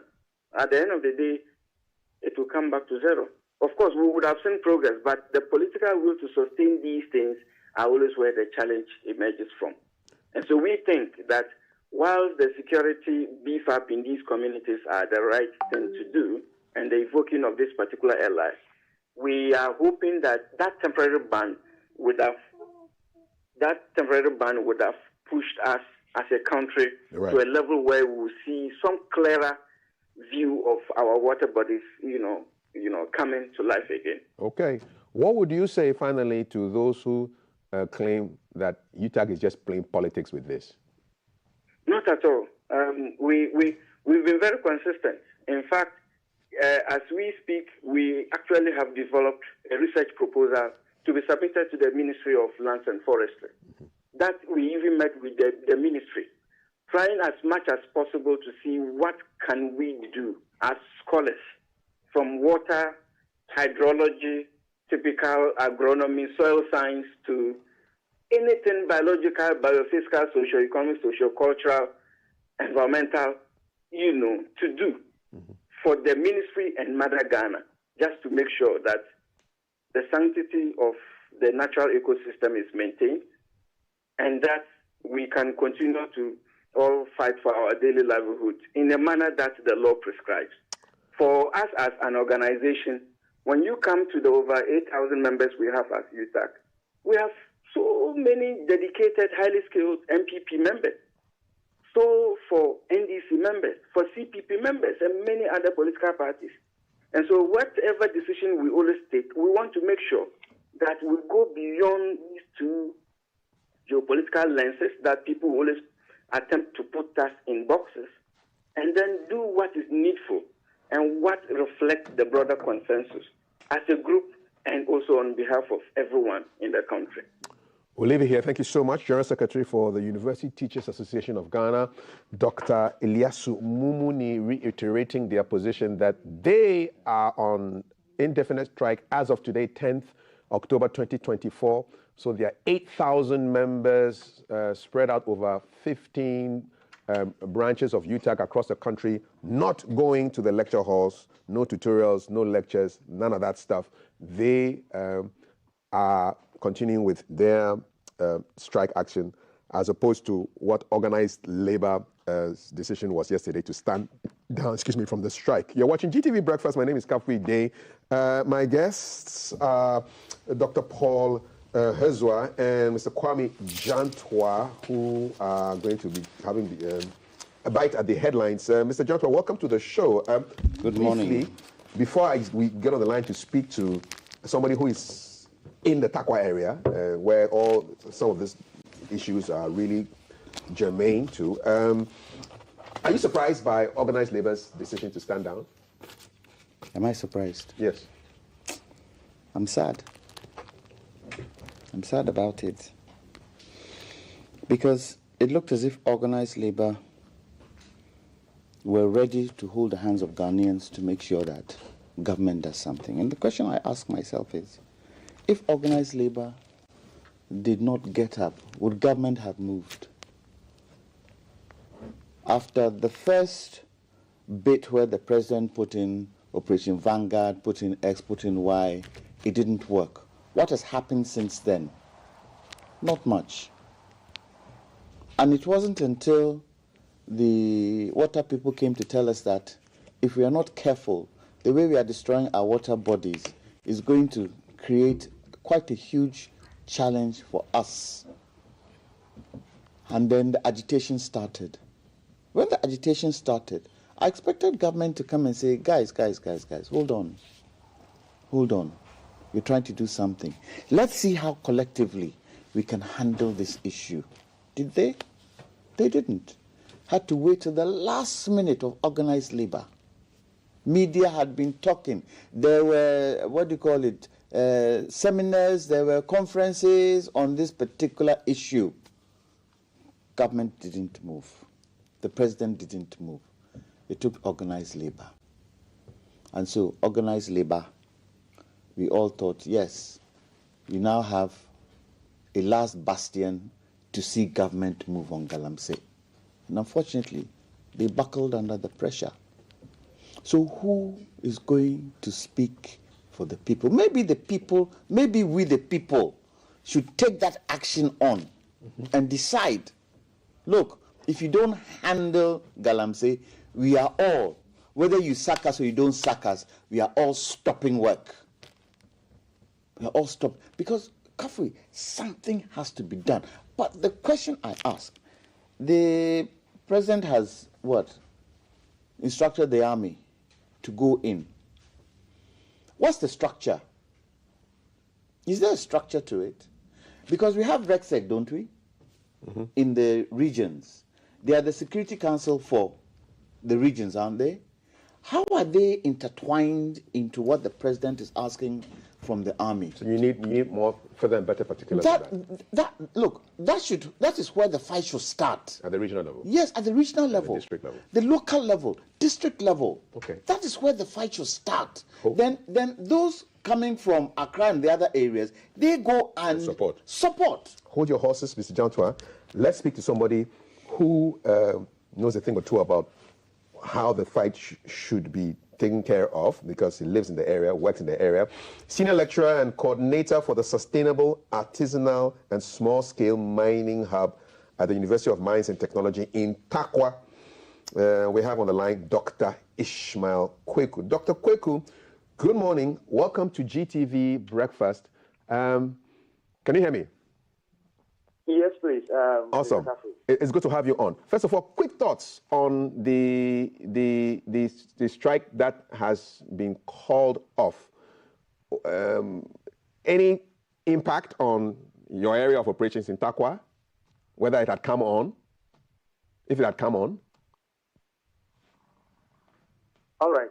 Thank you very much, Kafui, for the opportunity. And good morning to your distinguished panel members, as well as your distinguished listeners. Like you said, I will take you from quick one on the strike. It's a good news for one party. It's also not good news for another party. But if we look at it holistically as Ghanaians and as citizens, I think at certain point it's a bit disappointing. However, if you wear party colors, then it could play other way around. So we can look at it from what the strike was actually looking to achieve. At the end of the day, the overall aim is to protect our environment and public health. And I think that is the cause for the strike. And also, the strike was also seeking government commitment and Ghanaian commitment, not being just people standing by, but citizens. So it was a call on citizens to participate in the protection of public health and the environment. I think that was the undertone of the strike. Indeed. But unfortunately, things have gone on maybe at the blind side of the public that we cannot confidently say much about. However, UTAC being part of the organized labor. So I think yesterday they issued a statement. Indeed. That they have voted massively. About 78% of UTAC members across the 16 campuses have voted that, look, they should still go on the strike. So I think UTAG is still showing signs of leadership and still stand by the fact that our public health and the environment need to be protected at all costs. Right. So from UTAG point of view, yes, it's going. Okay. The idea is government commitment, getting all citizens on board to protect the environment and our own public health for future, So, of course, that affects you because UTAG is also part of, UMAT is also part of UTAG too, so you are on strike effectively. But quickly to the issue now, you live in Tarkwa, you work in Tarkwa. How has illegal mining affected your livelihood and your environment? And have you noticed any government moves to curb this menace of Galamsey in Tarkwa? All right, thank you very much. I will take it from this angle. Small-scale mining, for me, which include whether legal or illegal, because we have some legal guys who end up perpetrating illegality. So it becomes a bit difficult in some areas to differentiate. And therefore, I will bundle them as small-scale mining. For me, where I stand, in terms of socio-economic potential, right, small-scale mining is a sleeping giant. It could be able to keep a lot of, teeming unemployment among the youth and stuff. However, its impact, negative impact, if not managed well, is suicidal. And I guess that is what we are witnessing in the country now. From where I stay in Tarkwa, according to the Minerals Commission have divided the country into mining districts.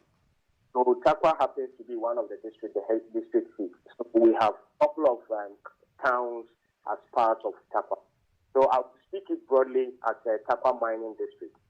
If you look at Tarkwa mining district, almost all the river bodies there have been polluted. And therefore, it is a bit difficult to rely on pipe-borne water from a community. And I don't remember the last time, personally, I took water from the water corporation, water sewage corporation. I don't remember the last time. For the last 10 years, I don't remember the last time. Because now, most of the households are drilling boreholes. That has become the thing in Tarkwa and its environment. Everyone is now chasing food.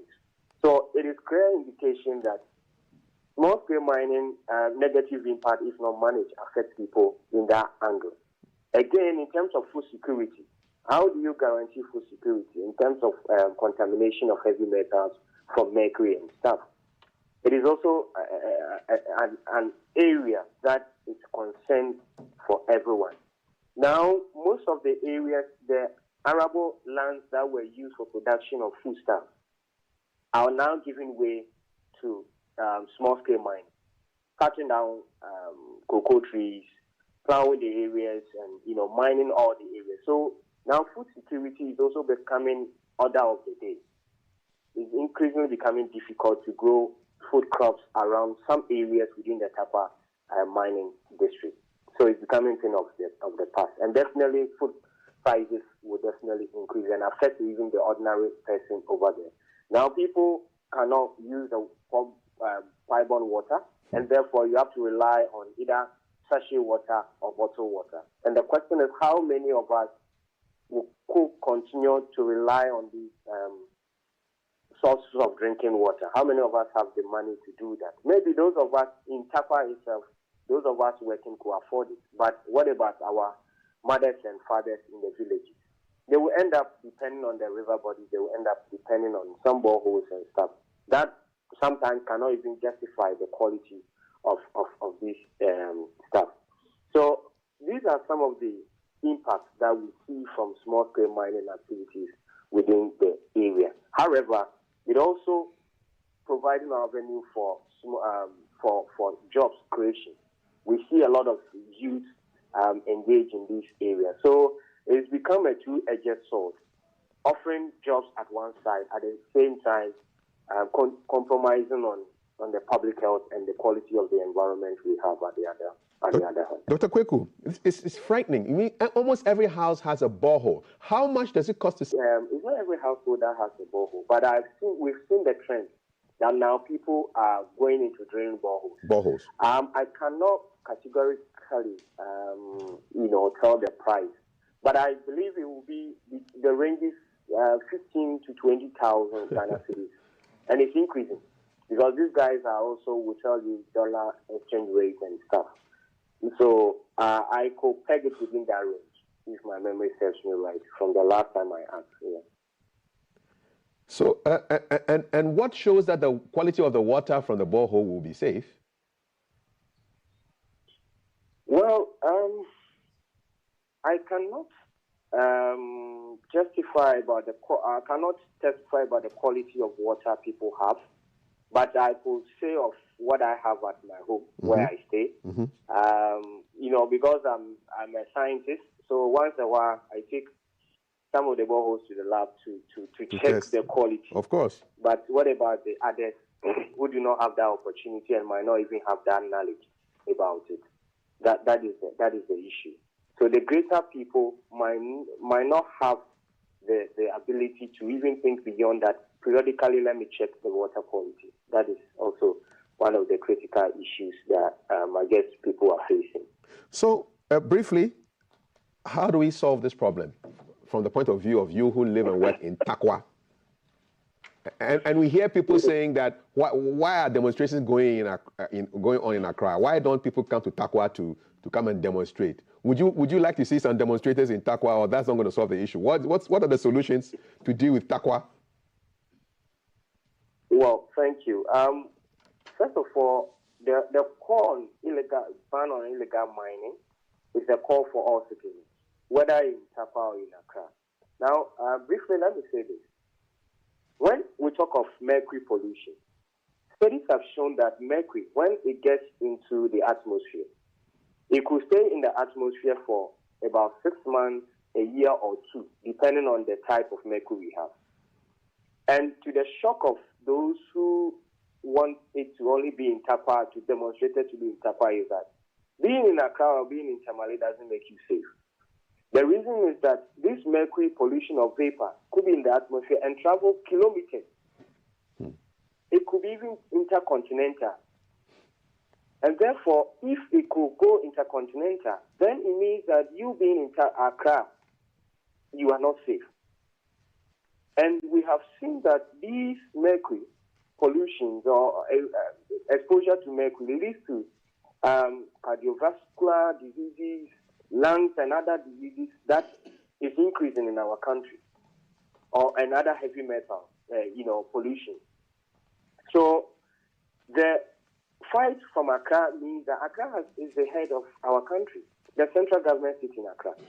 And therefore, most of us, we believe that when central government shows commitment and leads the way, the rest of the country will follow.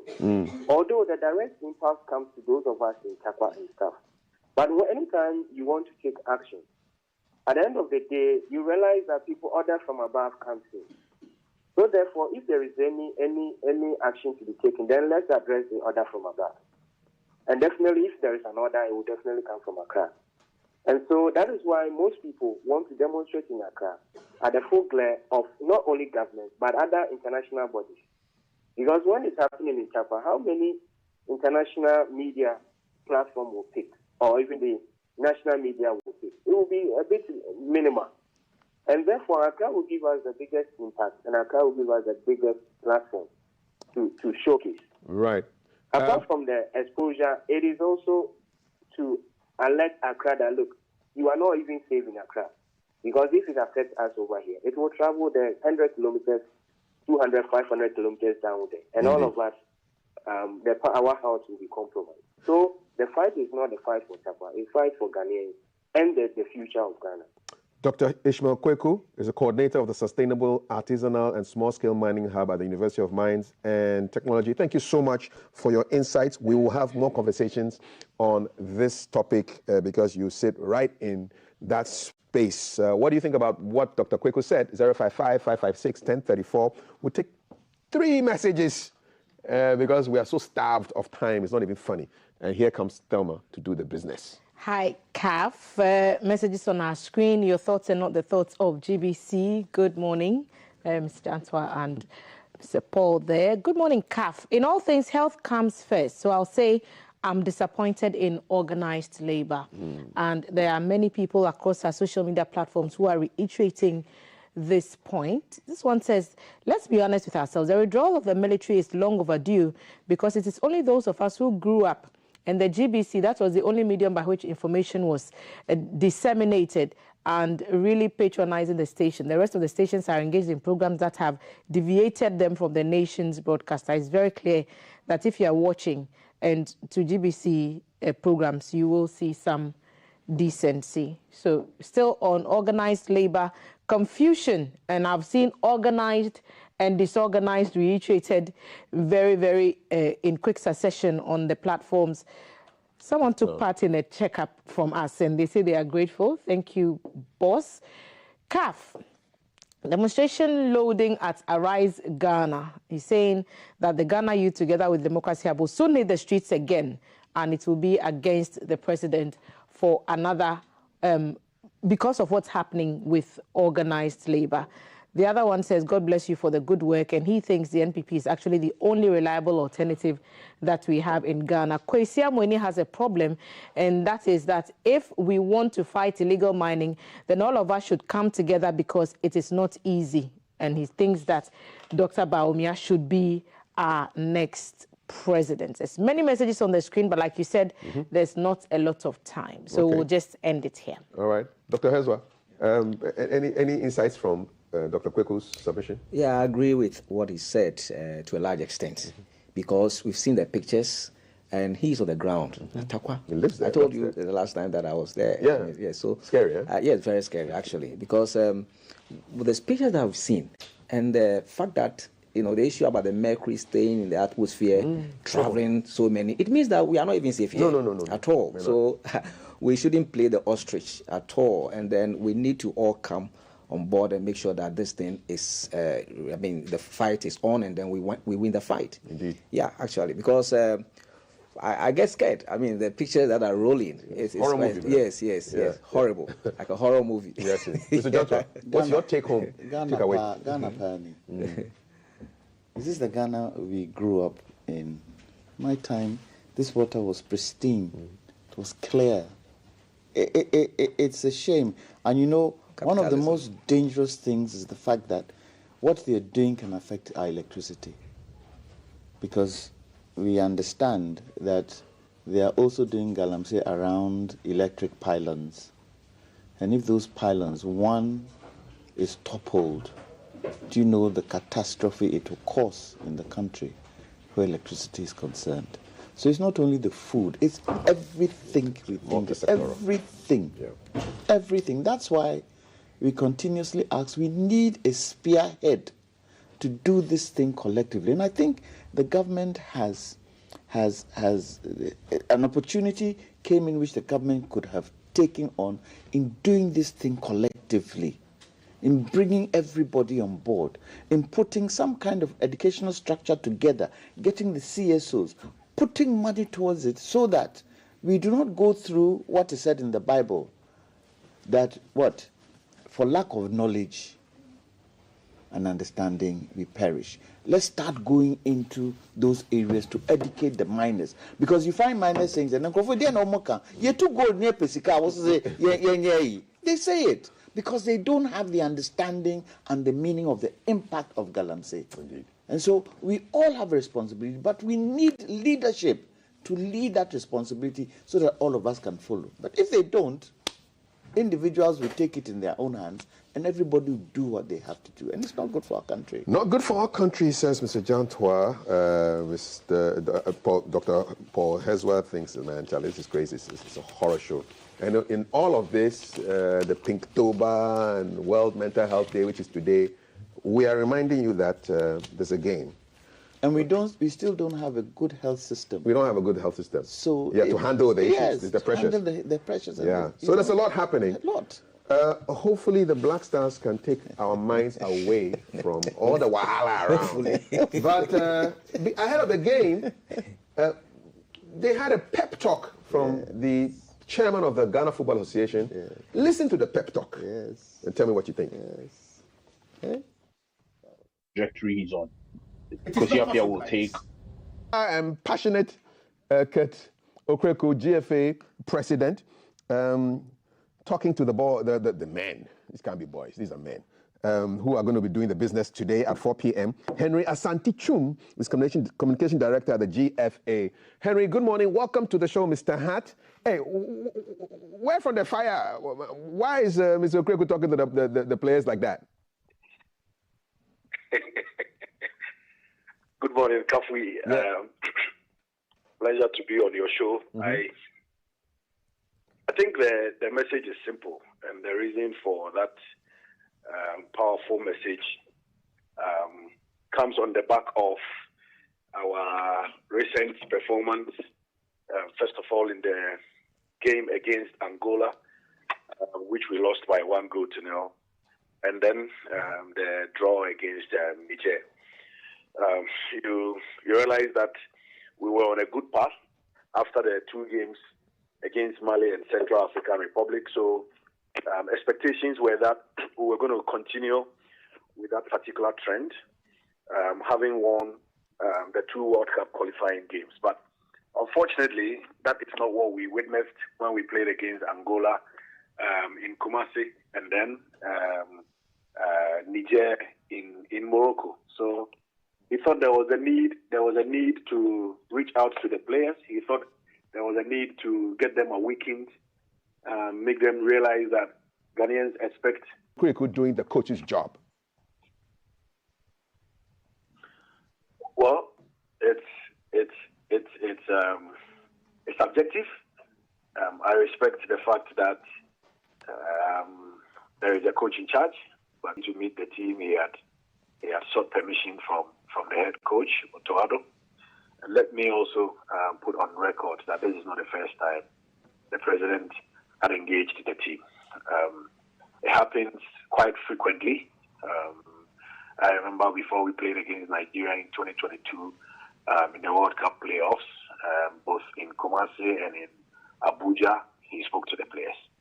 I remember in 2022 in January when before our first game against Morocco at the AFCON in Cameroon, he spoke to the players. But Henry, make I ask you this question for Pidgin Inside. He hit up like this before? Oh yes. So this be nothing. When the results are not good, there have been occasions where the fire was even more than what we saw.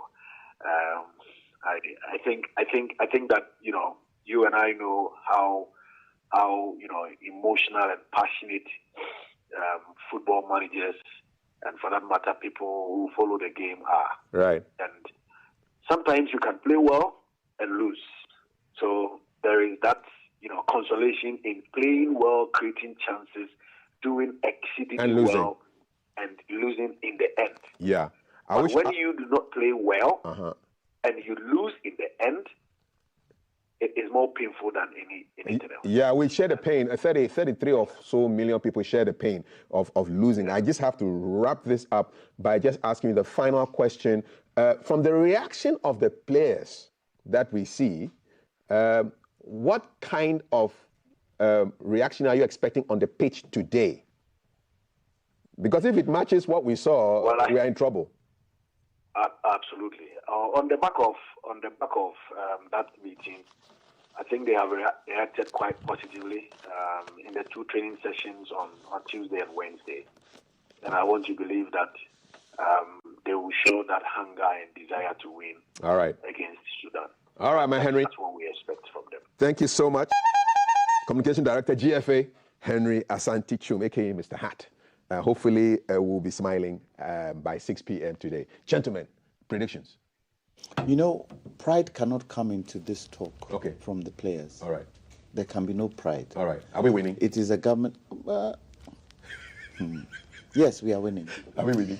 Yeah, for some time, I think the Blasters are shambolic. But I think that, let's hope that we win. Yeah. Okay. All right. We're facing Kwesi Appiah, who knows us. Anyway, gentlemen, thank you so much. Pride cannot come into the equation, says Mr. Jantua. Yeah. And we've been shambolic before, but hopefully this reaction will kick them off their butts to go and do the business for us. Exactly. My name is Kafui Day. Dr. Prof. Hezwa. We need it. We need it. Plenty too much. We need some good news. Mr. Jantua, thank you so much. I throw it over to Joseph Gabra, to give us some good news. Joseph, take it away. I don't know what just happened, but thank you so much, Ekafi. You're part of the reason why my dad never calls me by my first name, because it sounds like he's calling a pet. But hey, it is what it is. This is birthday dedications going out to you. If you celebrate your birthday today, happy birthday to you. Wishing you God's blessings upon your life. And I have some very special dedications here as well. So this one is going, happy blessed birthday, Madam Vida Adobia.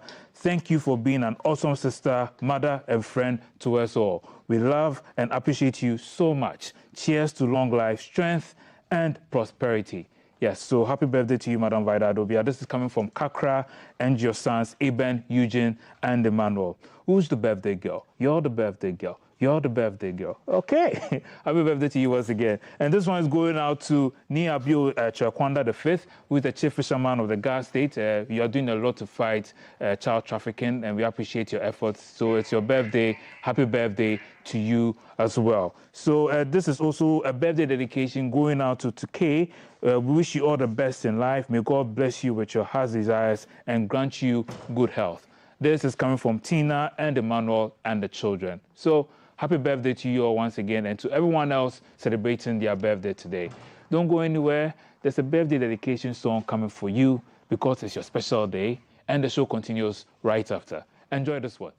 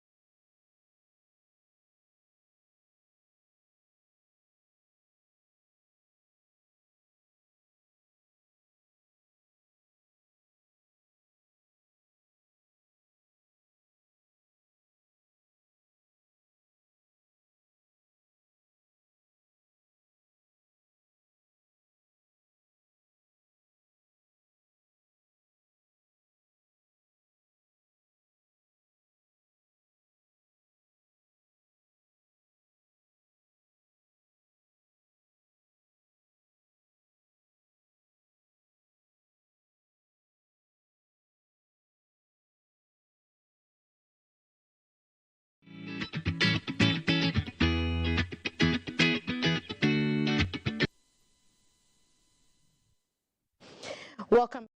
GTV Breakfast is the 10th day of October 2024.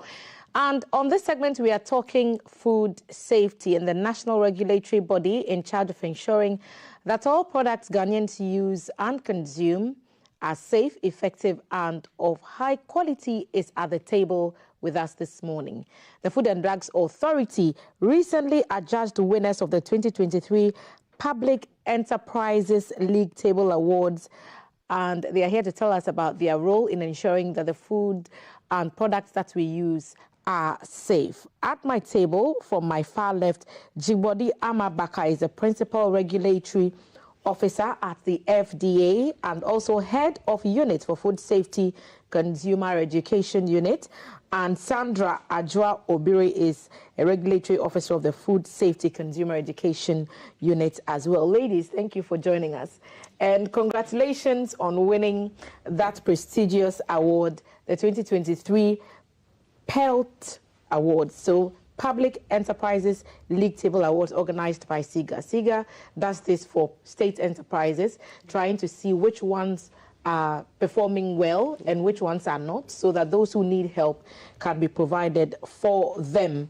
And you came out top. So what does this mean to the FDA to emerge overall winner of the PELT Awards? Okay. So it means several things to FDA, and obviously we are very excited that we won this award. We've actually won it 2 years in a row now. It means that we are doing things right, and we feel it also means that we are leading the way in regulation. Okay, and we are being innovative, because some of the awards categories that we won included most innovative enterprise. So yes, it means to us that we are doing things right, and we should continue to pave the way for other agencies to. So it came as no surprise, and you did not do anything differently beyond what you would regularly do? We did.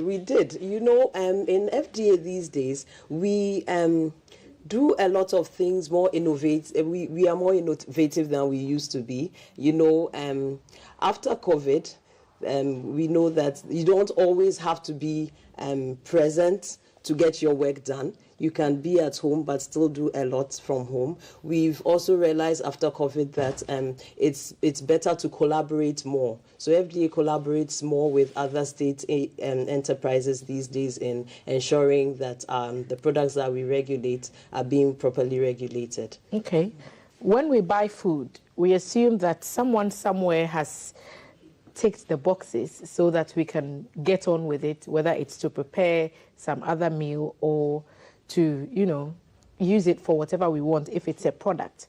What does the FDA do, and what's its role in ensuring that this is safe? I'll come to you, Sandra. Okay, so thank you very much. Apart from our pre-packed foods, which are the items in sachet, bottles, canned products, so what you are supposed to look out for when buying it first and foremost is to ensure that for locally manufactured food products, you have the FDA registration number on the food product. So if you don't see the FDA registration number on the food product, you should be curious about it. And then for our ready-to-eat foods, what we do is that we go to the eateries, the restaurants, to check that they are complying by the good hygienic practices. So officers are out there every day to check to ensure that our eateries are clean, their kitchen is clean, and everything is according to standards. For our street food vendors, I mean, most of the Ghanaians, we are always in a hurry to go to our various points of workplaces. So what we do is we've collaborated with the environmental, the municipalities. Okay, so we go out with the EHOs, the environmental health officers, and then we inspect the street food vendors to ensure that they are well medically screened. And then when they pass all the good hygienic practices, they are given a street food vending permit. Sandra, which do they all paste. street food vendors have this permit? We are still in the process of doing What that. percentage would you say have it? About 60% have it. And they've been checked and screened. And they've been checked and so screened. are there areas you've covered and areas you haven't? So, for example, if I go to Area A, I'm expecting that if you've been there, those vendors should have certificates. So for Osu, we have. We started from Osu, the Osu Klote municipality. So all the street food vendors there know that this is something that they have to do yearly. So we started the program from there, and all those who passed have the street food vending permit. So if you're going to buy from, I don't want to give up the places that I do buy from, we should ask the people behind to show us what will they show us to certify that they've been through the screening. So what they are supposed to show is the street food, is some form of a sticker which is pasted on their structure. So anybody coming in there, it should be visibly seen by all that are coming to purchase that food item. So when you go and then you don't see that sticker or street food vending permit card on there, then you should question where you are getting your food from. So it's become now a part of what you would expect businesses to display at their points of sale, even if they are a street vendor. Just like a driver would display on their windshield insurance details, and other people would display tax details in their restaurants and stuff. This should be standard. Yes, it should be standard. I want to understand the scope of your regulation, Jijo. What does FDA regulate? Sandra has talked about the food vendors and the efforts that has gone into ensuring that they keep to certain standards. What's the scope of FDA's power? What can the FDA do? All right. So FDA is mandated to regulate foods, drugs. With drugs, we have the normal medicines we know. We have herbal and homeopathic medicines. We have medical devices. We have household chemicals. An example of a household chemical is mosquito spray, hand washing and liquid soap. We have cosmetics. Okay, we have medical devices. Medical devices include syringes, catheters, plasters. And we also have tobacco and tobacco products. And then we have blood products. And then finally, we also see to testing of drugs. We also regulate that. So that's which of these areas, and I know that I can find questions with all of them, which of the areas present you with the most challenge in your regulation efforts? Well, they all have their peculiarities. However, I think food is very cumbersome. You know, anyone can get up in a small corner somewhere, and FDA's offices may be very far away from where we are. So food usually gives us a lot of challenges, and obviously we know that the foods are so many, and foods are things that are taken every day, irrespective of your age, your gender, religion. We all eat. Even water is food, So food poses quite a lot of challenges. So then I wonder, in these times of agitations against illegal mining and all the happenings with regards to, Galamsey, and we are hearing from the experts the impact. Is the FDA conducting any studies in some of these communities to actually get some facts to show to the public that this is happening or not? Okay. So at FDA, we have what we call risk-based regulation. Okay. It helps us focus on what we are doing, and also helps so that we don't overburden the industry. So yes, now this has become a risk. Galamsey has become a risk in the food industry. However, the risk is not, in quotes, it doesn't cover every single food product, and it obviously doesn't cover the whole nation. So first of all, the most pressing issue in the Galamsey areas is water. Their drinking water and the water used to cook. We have certain, not FDA, but we have certain other agencies that are going into research. You have the universities and research organizations going into, such as food research Institute going into tests. For the FDA, when it's water, yes, we have to go in. So together with the research organizations, we see what they've come up with, and then based on their results, have we know any where to findings tackle been brought to your attention from the not research teams specifically. with regards, because we see this and we get very worried, and we wish that it was like this nice bottle of Awake purified water, which is good drinking water, and a lot of people are relying on this. So with water like this, obviously the this is not water. Because even when we look at the quality parameters or quality standards of water, water should be colorless. So this already doesn't meet the definition of what drinking water should be. Before we even go into testing whether it's safe for us or not, this does not pass as water, as potable water. Okay. That is why before we even start getting test results, FDA will tell you that we are not going to accept that people should drink such water. So in those areas, unfortunately, they have to depend on purified water. However, we all know that not every Ghanaian can afford to drink purified water. So unfortunately, we still have people drinking water from natural water bodies or water sources. But FDA can tell you that this we do not pass as drinking water. Some will use it to cook. Some may drink the purified water, but they'll still use this to wash vegetables. They wash tomatoes and then use the tomato for salad or raw pepper, which means they are not going to kill germs on the tomatoes. And obviously that is a problem for us. Yes, so galamsey is a problem when it comes to food regulation and food consumption in the country, unfortunately. So yes, we are working on it, but the problem is beyond just regulation, as we all know in Ghana. I want to push a bit more, but I see a look in your eyes, so I want to move on from that conversation.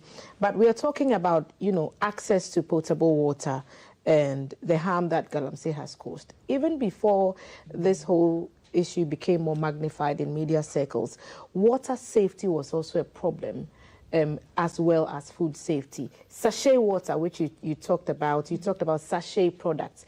Regulation of that business has been a challenge. What's the FDA doing to ensure that the water we buy in sachets, just like a lot more people trust bottled water, also inspires a... If you are going to buy any product, any food item, and it's in a sachet, you first check for the FDA registration I've seen lots of sachets that have the FDA logo. Sometimes it's even written FDA approved. But how do you know that it is? So beyond just the writing? We conduct periodic inspections at these facilities or the manufacturing facilities. We have a post-market surveillance team that always goes to the markets to ensure that products that are already have been approved, that are in the markets, are still in our conduct. How stringent is this process to get approval for a product? Perhaps take me through one item and what you are required to meet to get that product approved. Okay, so for food, you put in an application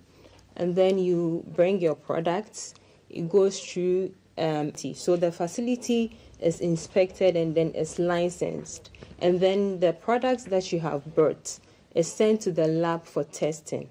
And then when it passes all the parameters that it's supposed to pass, you then go through approval. So when it is approved, and then maybe you want to air it, you go through the advert monitoring.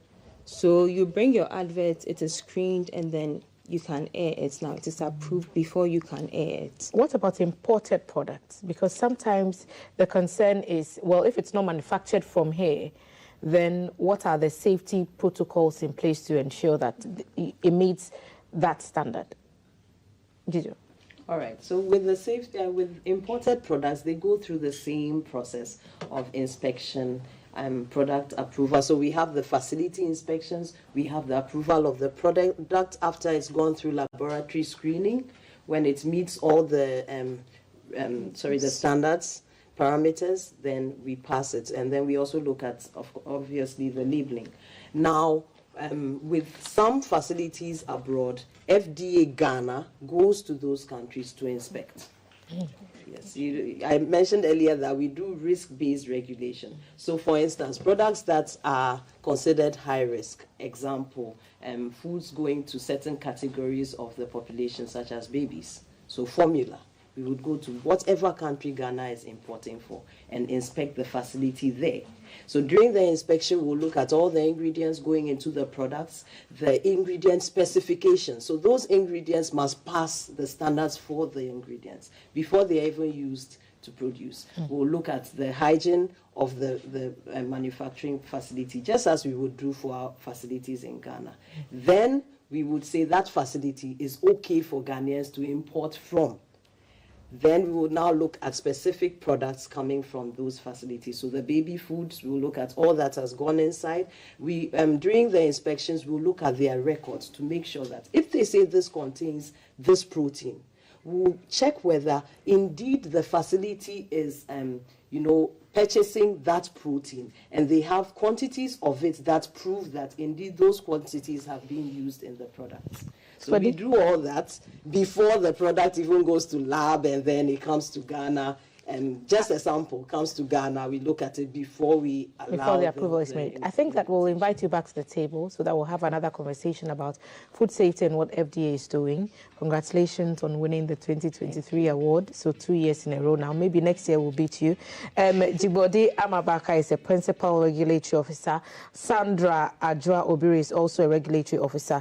They are with the Food Safety Consumer Education Unit of the FDA, adjudged winners of the PELT Awards, and they have a sterling story to tell with regards to food safety. They still have a lot of work to do, but they are committed to the process. We'll take a quick break. When we return, Manifesto Watch, and we'll get to know what the plans for the Ghana Freedom Party are for the country to help you make an informed decision after the break. Live from GBC Studio 1, this is the Breakfast Show. Election. I hear say EC print extra ballot papers for back. You and your filler, where did you hear all these things from? How does the EC print these ballot papers? Process na Frencham there. My friends, what brings you here this time? Today too, we get some questions about the election, so your man come again with another hearsay.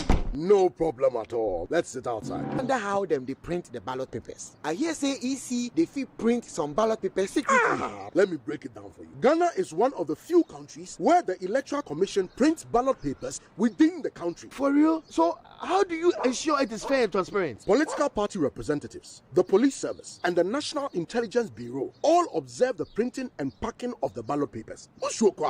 Now ballot papers ninswe. How can we be sure they are genuine? Ballot paper BR a serial number. Any ballot paper without these official serial numbers are fake. Party agents record serial numbers for each region, district, constituency, and polling station. It is How do we know? In fact, there is 24-hour observation. From printing to armory to polling station, everything is closely monitored. At each station, we account for every ballot. I mean, total ballots, issued ballots, unused ballots, and even spoiled ballots. There is no room. Extra one diabetes baby. This one be serious work. But that is how we ensure that the election is as transparent as pure water. Now we know the truth. Therefore, when the ballot papers are packaged, every political party has their seal on it. Look, the process is monitored all the way. It is Frencham. Everybody make Iredo. Nobody they sleep at all. From Kinkins to Kankines, 24/7. The EC they work. 2024 elections. No libilibi, no labalaba. It be Frencham. It be clean. No kululu.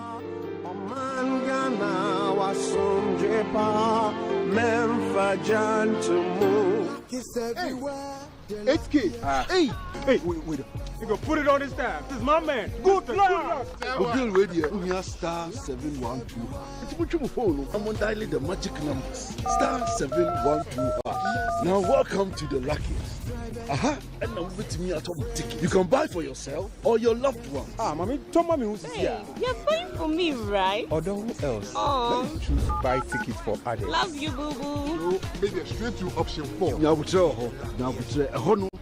You need to buy tickets worth 50 Ghana to qualify. Yes, you can buy random or preferred tickets. I'm choosing random tickets. Listen, if you buy the random ticket, the system chooses a random number for you. But if you buy the preferred, you get to input your own preferred 5 digits. 5. Now follow the prompts and confirm. Now the luckiest. The luckiest is regulated by the NLA on the Caritas platform, not for persons below 18 years. TNCs apply. Auntie Essie. Nothing I want to what time over me one money my busa. Auntie Emma. The patch or maybe a school a university. Na scan here 2005. And yet they have many. To my even to my summit, they brought a paper kakra. No, the family. Oh, yes, men, Phantom go to fee. It won't say John Dramani Mahama. Any NDC for say, saying I may have done a gun for 2 Abamana.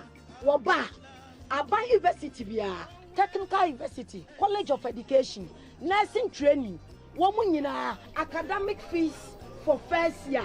Hey, free. No, yes. And I'm how did it? And another matter than the Auntie Essie. Hey, share a BM was say, and can able Siana, no or Bowma or Motua school so. Say no bonny back one, says they was so best home. Ediama Oma or Motua so. And your Mr. John Mahama, ye shamming so cran say, Yen Yanuma, or what did the master be said with red dress?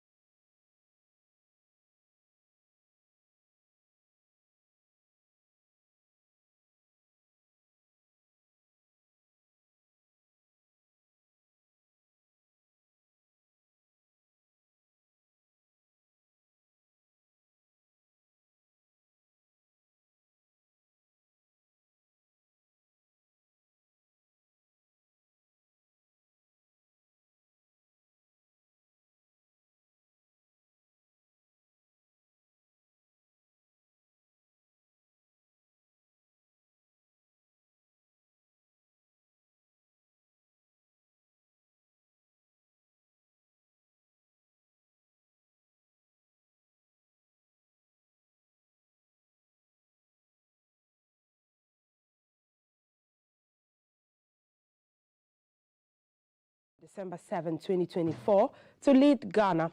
Today we are sitting with the running mate of the party. He's an interesting personality because he's a media person, he's a communications person, he manages artists, but he's been ushered into the political arena by no other person than the presidential candidate of the party, Madam Akua Donkor. He's popularly known as Roman Father, but he's Kwabena Agyeman Appiah Kubi. And he's from the Ghana Freedom Party. We know how long Madam Akua Donkor has gone at the presidency, and now she's bringing fresh blood into the race, partnering with Ajiman Appiah-Kubi on this one. Send us your questions early for him. What sector of Ghana you want him to let you understand how they'll be able to change it and manage it on 055-556-1034. That's our WhatsApp number. Again, 055-556-1034. Or alternatively, on our Facebook page, you can send us a message at GTV Ghana. We're streaming there. I just want to give a shout out from the producer of the breakfast show, Felix Kofi, to Efwa Sewa Asafwe J, Corporate Communications Advisor at MTN Ghana, from Felix Kofi. Ma'am, have a wonderful day today. I'm Multi-Decider Sadiq, and now see my guest, Ajiman Appiah-Kubi. Good morning. Welcome to the show. Good morning, Titi. Let me begin with how you felt when you were announced as the running mate for the great GFP party. First of all, thank you, and I would like to acknowledge the entire staff of GTV. When Madam Akua Donkor, she actually called me, I think 2 months ago, that she would like us to discuss something. So I asked her, Ma, what is it about? She said, oh, let me talk about that. I said, okay. So she came to DLFM, and we sat, and she said, oh, last 4 years she ran with senior Ada Cabre as a running mate, but this time around it seems Ada Cabre is very busy and doing one or two things. So she sat with him, and they made it clear that, okay, he should get in touch with me if he feels, if only she prefers media personality to be her running mate, she should talk to me. And he believes I will accept it. And so when she said that, I said, okay, if it's from Senior Most and Ada Cabre from NEAT FM, I think I will consider that of that decision. And I accepted it. Okay. Yeah. You're the second media person in this particular election, Afafranto. The media person from Pan-African TV is also the running mate to Mr. Alan Tremanting, and then you as well. Sure. What do you think this means for people in your craft? I think it's an honor and opportunity as well, and it shows the kind of respect that this politician do have for us. Yeah. Okay. People would want to know, what do you do aside from, I know you manage Daddy Lumba. Do you still manage him? I normally feel uncomfortable when people do tell me that I manage Lumba. Okay. I prefer people saying this Lumba's boy or Lumba's PA.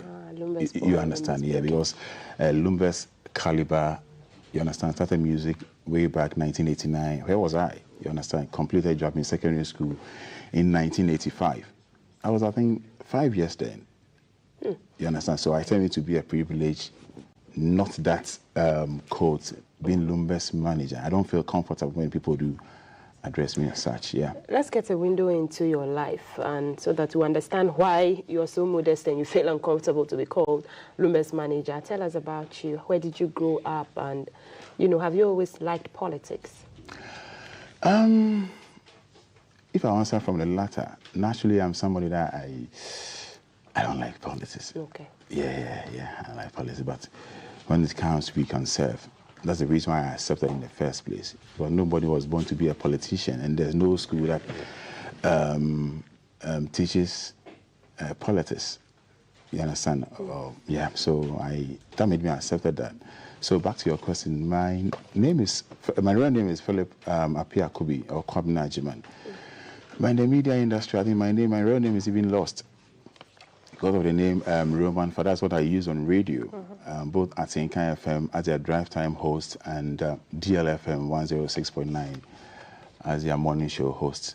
Yeah. So currently I work with DLFM as their morning show host and afternoon Atinka drive time host, yeah. Where did you grow up and how did you get into the media? I grew up at Accra, Newtown, born in 1984, November, 12:30 p.m. I'm a Tuesday born. My late father goes by the name, the late Thomas Appiah-Kubi, a businessman, and my mom, who just turned 70 years last month, she resided at Malam Junction. Yeah. So from a very humble background. Yeah, I'm from my mom from a Jusujabi, my late dad from Bekwai. I'm 100% Ashanti.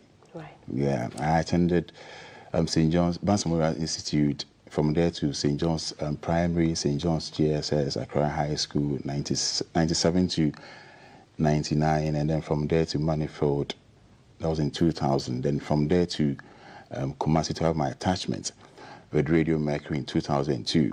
So from Mercury 2002 to Sika FM 2009.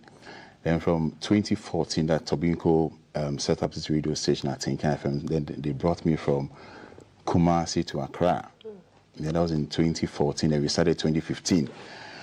And then, as I used to work with Lumba, still working with Lumba, he set up a radio station, DLFM 106.9. So from DLFM in the morning, then straight to, I think, FM. So, you know. Amazing. So how long have you known Madam Ekua-Donkor, and what about your background gives you the qualities that you feel you can use to lead this country as the second most important man of the land? I've known Madam Ekua-Donkor when I was in Kumasi, Radio Mercury 2002, when I came to when I came to Sika FM 2009 till date. So I've known Madam Ekua-Donkor for more than, let's say, 20 years. Or if I could make it clear, 22 years. Yeah. Have you always been a member of the GFP? I'll say I've been a fan. Okay. Yes. You've been a fan of yes. the GFP. Okay, that's it about your life.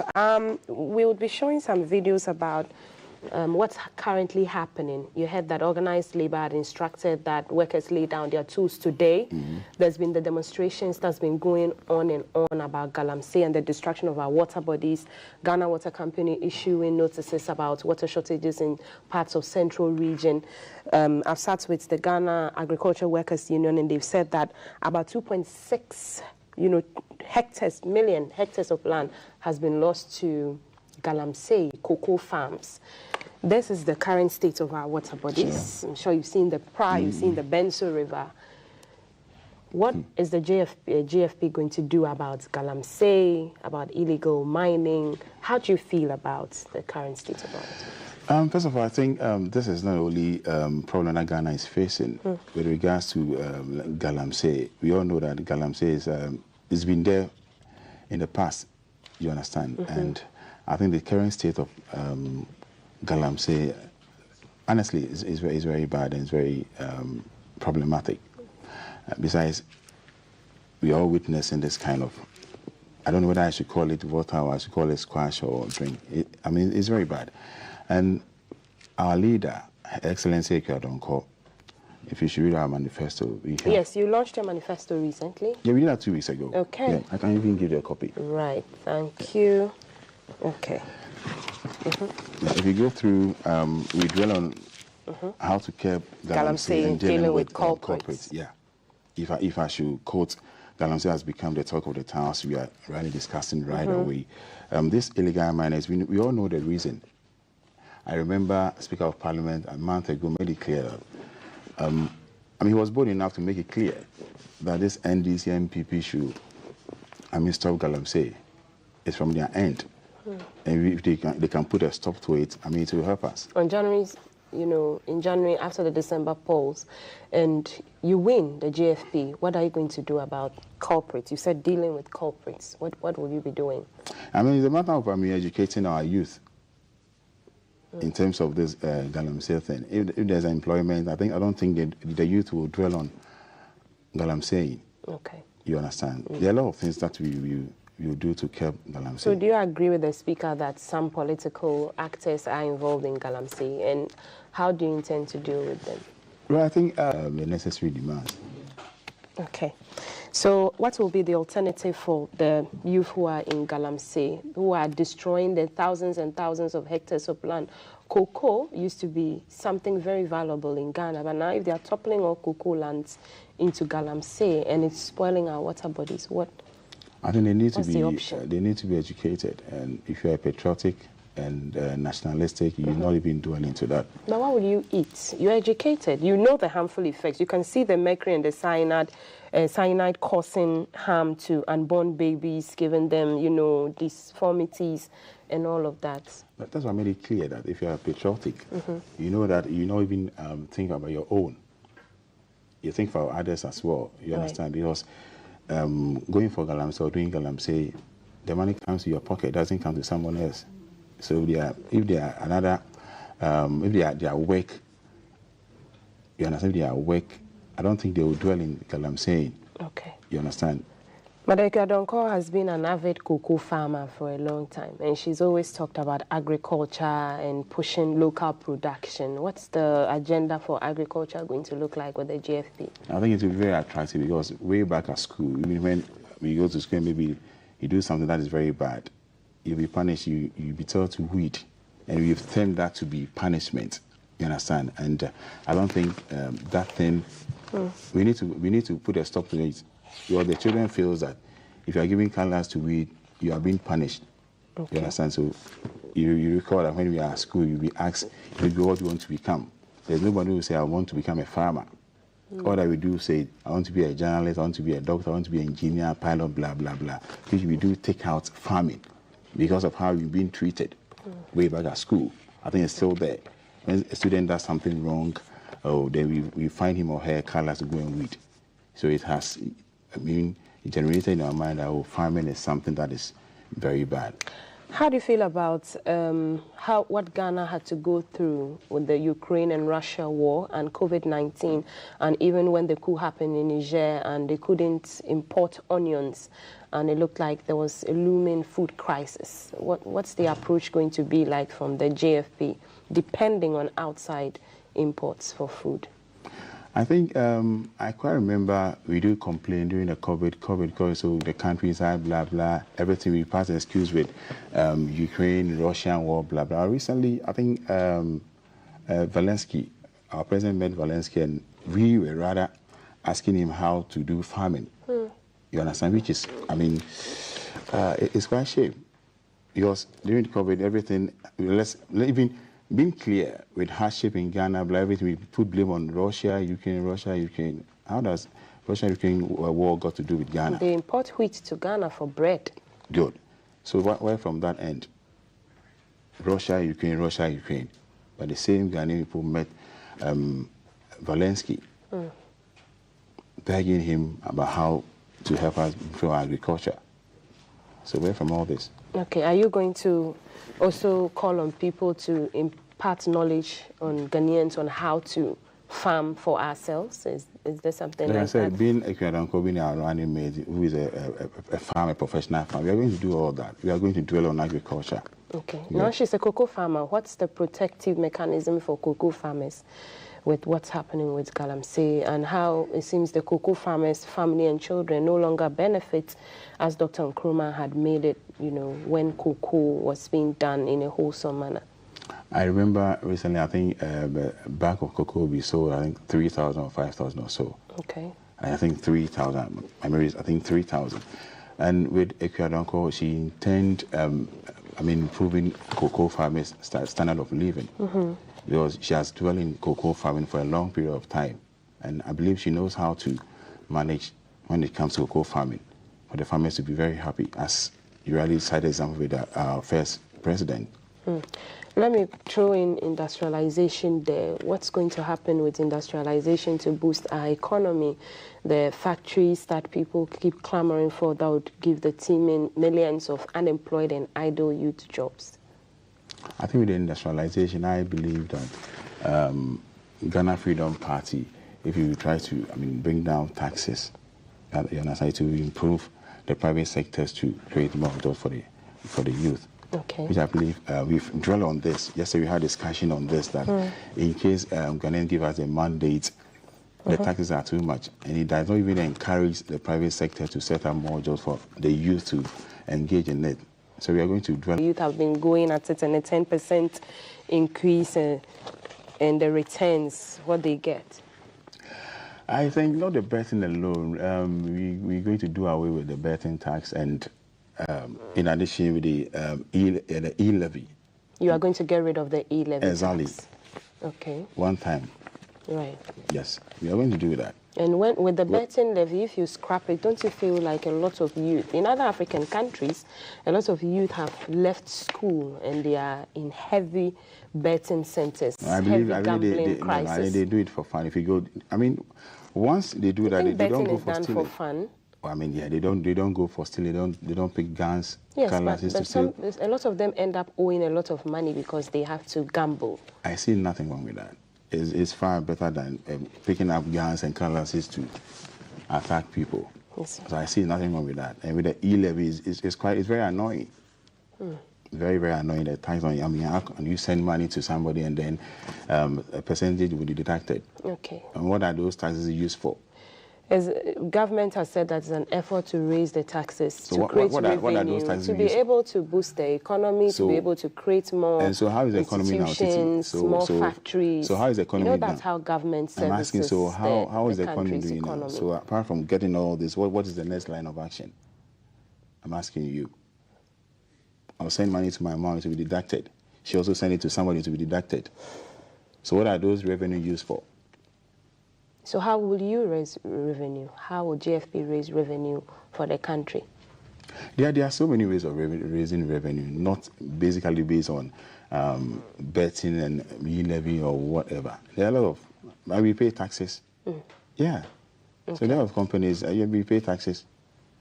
So does it mean that if we don't involve ourselves in betting tax or e-levy, blah, blah, blah, blah, we can't manage the economy?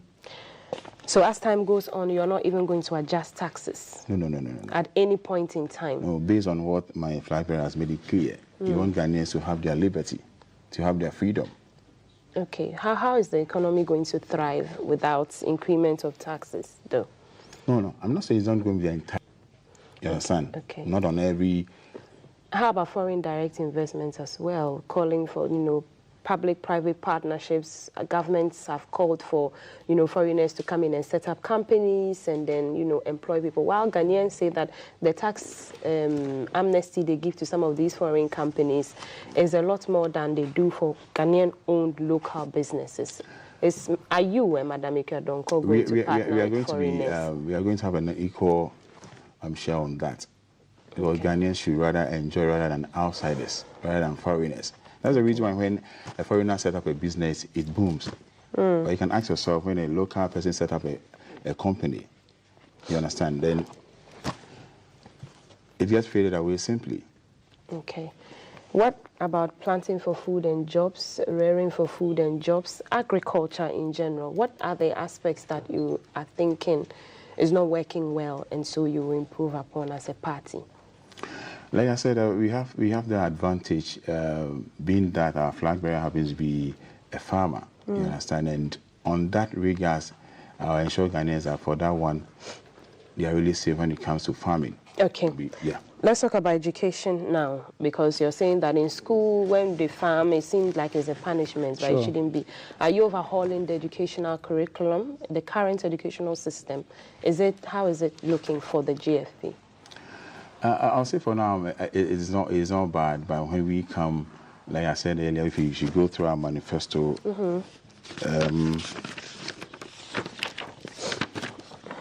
there'll be free compulsory quality education. Okay. You understand, from crèche to the university.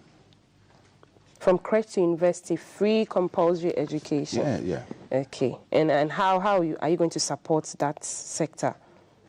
How will you cater for that sector? Oh, we can. We have a lot of resources. If you could ask our politicians way back, they used to go to free university free of charge. Okay. Way back, you can ask. Yeah, there was free university, and they were even eating a lot of chicken. And later on, they came out that they were demonstrating that they've been eating chicken too much. So you can imagine. And we can do it. Because the ability to see trouble ahead and to plan for it is a mark of a sensible businessman. So if way back, our forefathers used to go to university free of charge, they even demonstrated against eating too much chicken. So why now? Okay. Others have said that Ghana's educational curriculum needs to be more practical than theoretical. Is this something that you are thinking about doing something about? Yeah. I do side with them because you may see a graduate completed university, he can't even fix Bob. You understand? It's all about chew and pour. Okay. Without doing the practical thing. So he said the moment he or she finishes education, you can't even do nothing. I see. How about trained teachers, you know, nurses? What is it going to be like for teachers? Are there any incentives? Are there things to cushion them? Yeah, sure. Okay. Yeah, we have plans for teachers, because if they are not there, our students can't be who we want them to become. One of our colleagues recently did a story from the Volta region where, you know, students have to cross water bodies to get to the classrooms, and the teachers were complaining of lack of infrastructure, housing, accommodation. Not even that alone. I think Eastern region, one teacher, one teacher teaches from class 1 to class 6. Yes, in Adan, that was a situation as well. The ratio of teacher to pupil. Even where the student to say there's a problem. And surprisingly, one teacher teaches from class 1 to class 6. I mean, how on earth? Just Eastern region here. It's very sad. And I believe when the nod is given to Her Excellency Akua Donkor, you know, one thing about Akua Donkor that people doesn't know, she's not having a classmate. She has never been in class before, not even crèche or nursery or whatever. But see where she wants to carry the country to. Such person needs to be given the nod. Now look at the on-course school, that only classmate. And surprisingly, see where she is. Okay. So I think she understands education and she'll do it better. Let's talk about health for a bit as well. What is the plan for health? With health, I think it's very sad in Ghana here that when maybe there's an emergency, either Korle Bu or Komfo Anokye, I mean, how are the state doing? You understand? 16 regions. I mean, they need to get equal right or equal opportunities. Accra here, Korle Bu Teaching Hospital in Kumasi, which even recently, Otumfo Osei Tutu is trying to even renovate. So I think when we come, we will try to set up quality health centers every region. How about cost of medical care? We're going to take care of that. But once we are able to set up the hospital, there's nothing wrong with taking care of medical care. We are going to do that. And that's the mass exodus of our health professionals and people, essential staff who are leaving this country for greener pastures because they say the system is not working for them. When a lot of youth are going on dangerous routes. Not even the doctors alone. Yeah, if you could visit Kotoka International Airport, let's try to pay excursion this evening around 7 o'clock or around, let's say 8 p.m. You see people traveling. How do we solve this? How do you as GFP solve this problem? I think it's a matter of Ghana Freedom Party. We are ready to solve issues that because we've learned from the past governments. And this has been existent for 16 years, and NPP 16 years, 32 years. And we've seen this kind of issues that our youth are facing. And we have the alternative to make them happy. GFP has gone at this for a while, even before Chede's, movements came. Alan Cash broke away from NPP and has formed his own party. And the likes of GUM, who have already been around, GCPP. What makes Ghana Freedom Party the one? Honestly speaking, Her Excellency Akua Donkor stands tall among them. You feel she has Ghana at heart. You understand? She's a mother that understands Ghana. If you should compare Akua Donkor to Alan Shomati and Cheda, I mean, she stands tall. I see. Yeah. Let's talk about maternal health. You say in your manifesto that there shall be a 1-year maternity leave for all working mothers. Sure. All male employees shall also be entitled to the first 3 months of their wife's maternity leave. The Employment Act shall be revised to cater for this. Why is this paramount to your manifesto? Yeah, like I said, Her Excellency Akua Donkor, she's a mother, and she understands how what women go through when they are pregnant, during a pregnancy. And if you realize that, TT, for instance, you're working at GTV. If you should give birth now, you'll be given maybe 1 month or 2 months maternity leave. And she feels that it is not enough. At least you should be given 1 year so that you can take good care of your child. And then your husband as well, 3 months to support you. So that's the reason why we brought in this for our women to feel comfortable. Yeah, because I mean, for you to take care of your baby very well before he or she matured. So that's the reason why Her Excellency chipped this, which I think the women should embrace it in Ghana. Okay. Yeah. You're watching our Sit Down on Manifesto Watch with the Ghana Freedom Party. I've been speaking to Ajiman at Transform Ghana. We've talked about education. We've talked a bit about Galamsey. And we're talking about health now. Let's move away from health, though. Send us your questions, 055-556-1034, 055-556-1034. What aspect of Ghana's economy do you want him to touch on and tell you the solutions that they will be bringing to bear? Employment avenues, when we talk about incentivizing young people, to work because of the teeming unemployed youth, if they're starting up their businesses, they need business capitals, they need loans. What's the approach? Well, it's very simple. Like I said, there are a lot of natural resources, you understand, and with regards to that, we're working on it, trying to give out loans to people who are willing to work. I remember we were having a meeting at Adabraka. Her Excellency saw a young man at age, I think 20-25, selling coconut. She approached him and then had a conversation with him. He's so happy that she's doing this and that. You'd be surprised that she gave him capital to work, which I think we are going to work on that. It's not going to be an issue. How about interest? Interest. Yes, on these loans or monies that you'll be given, because that seems to be what is crippling for a lot of young businesses. But once he or she is trying to set up a business, I mean, we need to minimize the interest. It's not going to be as high as somebody who's already in the game, who is booming his or her business. Like I said, we make people feel comfortable and happy. Okay. The other begging question on the minds of a lot of Ghanaians is Ghana's debt crisis. Over 700 billion Ghana cedis of loans and its bearing on the economy. What will you do about the current loans when you assume office, if you do win? And will you still be going back to the IMF and the World Bank? Madam Ikeodon Committee clear that we will not go to IMF because we have everything here in the country. Like she said, and I'm in support of her mission and vision as well.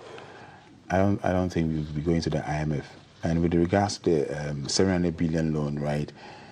There's no country in Ghana here, and there's no country in the world who is not owing. Even America, they do owe. So I think we are going to serve the loan gradually by using our taxes. Okay. Use our taxes to, be paying a little bit of the amount that we owe. So we'll be serving the taxes as well. We are not just going to leave it. We'll be serving the debt, rather, yeah. You'll be servicing the debt with our taxes. That's what and you're not increasing the taxes. I'm going back to your earlier statement. No. You're not increasing any taxes. You're going to use the current tax. Are you widening the net? Like, how are you? You know, Titi. Because you have development projects to do as well with the same taxes in the districts. Ghana is blessed. Ghana is really blessed. It's very sad. Ghana is really blessed. Okay. We have our natural resources, blah, blah, blah. So how can we owe such? What do we use the money for? That's the reason when you chip in by saying that this bet and then e-levy will do blah, blah, blah. So when the e-levy wasn't in existence, what were we doing? Okay. The banking sector, there are people who are calling that the banks which were collapsed and the microfinances which were collapsed should be revived. Your presidential candidate partner, Papa Kwesi Nduom, at some point in her political career, his GN Bank is also one of them. What's the plan?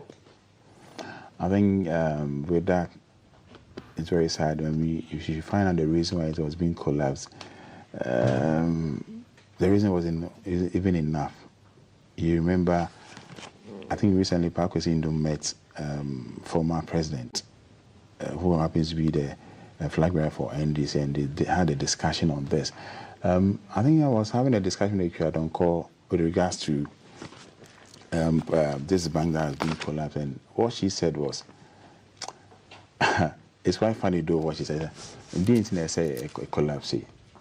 So even what they even did will even affect the economy more. It will even cause unemployment. Because if you cite you don't example, think there should have been sanctions? You know, if they weren't meeting certain criteria, regulations, certain thresholds, I think their by the way they licenses were were working, revoked. I mean, come on, they've been in existence for, so how did they got there in the first place? I'm sure you also heard about lots of customers No, who had issues how, like NAM1, and then their monies have been locked up how in did men's how did they get there in the first place? The men's go, they were working. I think the reason I heard Namens have been interviewed, making it clear that what was being cancelled, what happened to him, I think that same process, is it Ghana Commercial Bank is doing the same thing? I don't know. I heard him saying those are allegations thrown in. You move to corruption now, since we are talking about NAM1 and the banking sector, because I'm sure people would want to know what you do about that. Shraj has said that about 2.6 trillion is lost to corruption. I'm sure you've heard of the scandals that have happened in the past. The recent one was the Airbus bribery scandal, but the former President John Dramani Mahama was cleared by the special prosecutor. You've heard of the ambulance purchasing saga, the PDS scandal, Japan royalty. Still, what are you going to do about corruption under your government or in your government? I think if I make it clear, when it gets to corruption, I don't call, should be taking number one. And like I said, so an example with corruption with the Airbus, it wasn't through. And what was the name? The former president? The former president. It was an allegation. Okay. Even though there's corruption everywhere, with the Ghana Freedom Party, I would say that Ghanaians should have an assurance in us. That you what? When you catch corrupt officials under you, what will you do? I mean they'll be punished. I need not to answer this. Okay. Yeah, I mean, every money that they've been squandered, they need to, refund it. Yeah. Finally, let's talk about the creative arts. I can't let you leave without talking about that, because that's your forte since you're in communications and, you manage brands as well. So tell us about the creative arts. What's the plan and the agenda for the creative arts? Yes, there are some countries that do benefit when they do, and if they do understand the art and the creativity of the people very well, there are a lot of income that can be generated. You understand? We have 10 solid plans for the creative art industry. 10 solid plans? Yes. Okay. And what does it entail? No, it's not in the manifesto here. Okay. It's not in the manifesto. But can you give us like a brief summary? We have the content creators, musicians, and you're an artist manager as well. What would be better for them when you come into power? I think, what we lack here is our recreational centers. You understand? So you try to involve stakeholders to get impact and then respect our celebrities as well. There are certain things that I think we were discussing last month with Her Excellency Akua Donkor. Okay. How we manage our artists in Ghana, the kind of respect that we give them is below the belt. If you should compare, you normally compare Ghana and Nigeria. You understand? There's no way a Nigerian broadcaster or a blogger, I'm sure would have you. Agriculture, cocoa farms, galamsey, servicing the debts, the taxes, creative arts, and he's saying that, look, we need to respect our crafts and look at Nigeria and, let them show us the way to how to respect our crafts and make more money for our content creators. But I am Altiti Saida Sadiq. That's it for Manifesto Watch. Just more GTV Breakfast. Stay with us.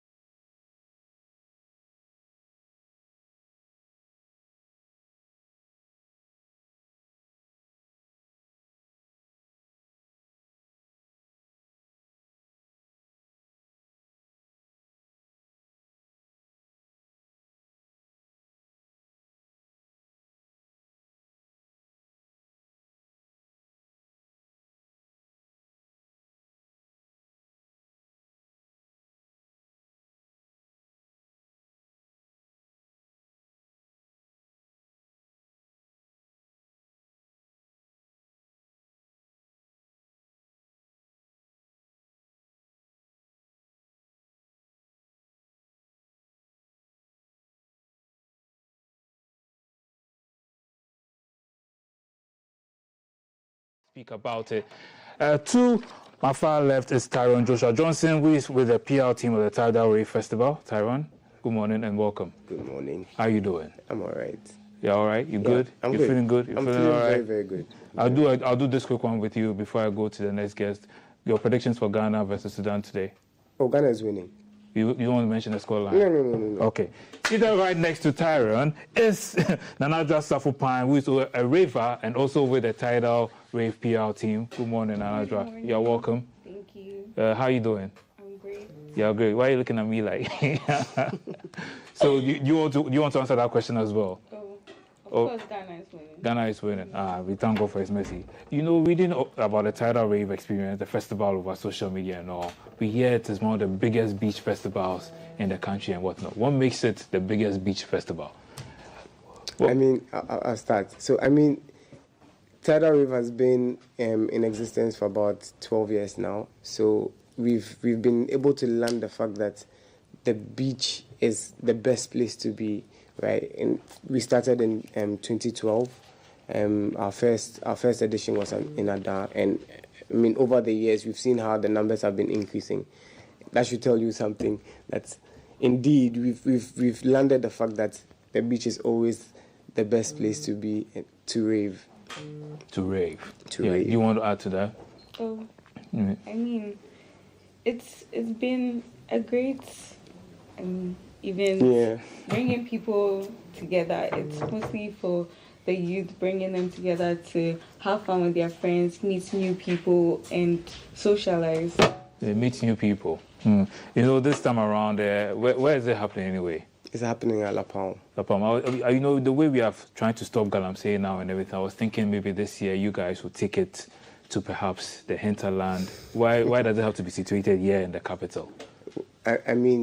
We are trying to centralize where the experience can be. So being in Accra is one of the best places to have an event like Tidal Rave.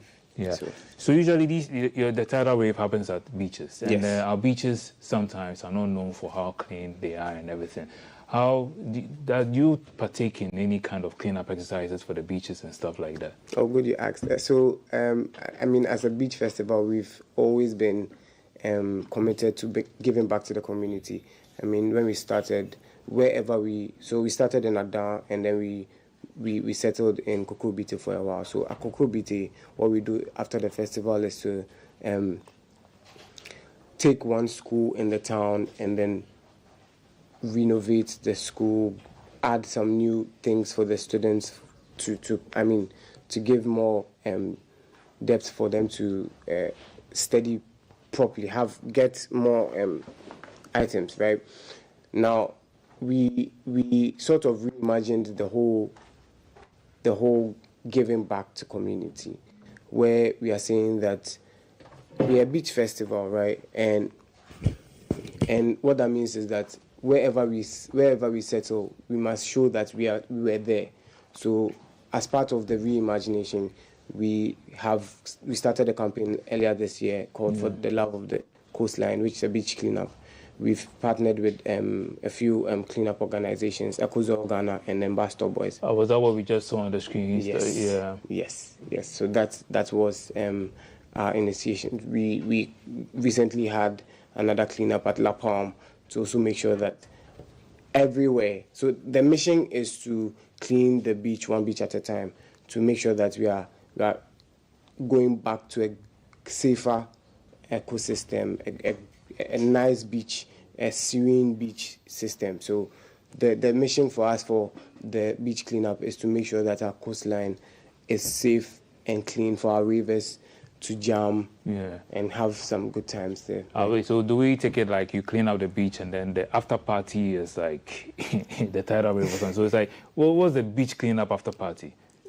The beach cleanup after party is Tidal Rave. Right. The beach cleanup party is after Tidal Raves. So what's the tagline for this year's event? So this year our theme is Catch the Sun. So I'll speak a little bit about it. Now, we have I mean, as I mentioned earlier, we reimagined the whole festival from the previous years. We're trying to create really good experiences, new experiences for our ravers. And we sort of realized that there's always that sweet spot having fun during the day, right? So for the theme this year, we are saying that there's fun. The fun is always in the day, right? So we are trying to move away from settling for evening festivals. But you right? know, evening too is when like you know, like fun activities happen and stuff like that. Yes. I don't know. Yes. Yeah, but you get my point. Yes, I get your point. Yeah. But I mean, for Tidal Wave, we are saying we are full festival, right? We're not saying, because again, if we are settling for the evening, that is one part of what Tidal Wave is known for. Tidal Wave is known for a full festival. That means that during the day, there are different experiences. There are photo ops, there are games and activities for ravers to engage in. There's music playing, the DJs are doing their thing, the MCs are doing their thing to also give ravers that experience. And then, I mean, that was for previous years. And then we settle with the artist performance. But this year, as I said, we are reimagining everything. So what that means is that we are having daytime performances for the first time ever. We're having daytime performances from... What happened last year that you had to reimagine everything this year? Nothing bad happened, but I mean, we are trying to create that experience that people that show up during the day can also have. Yeah.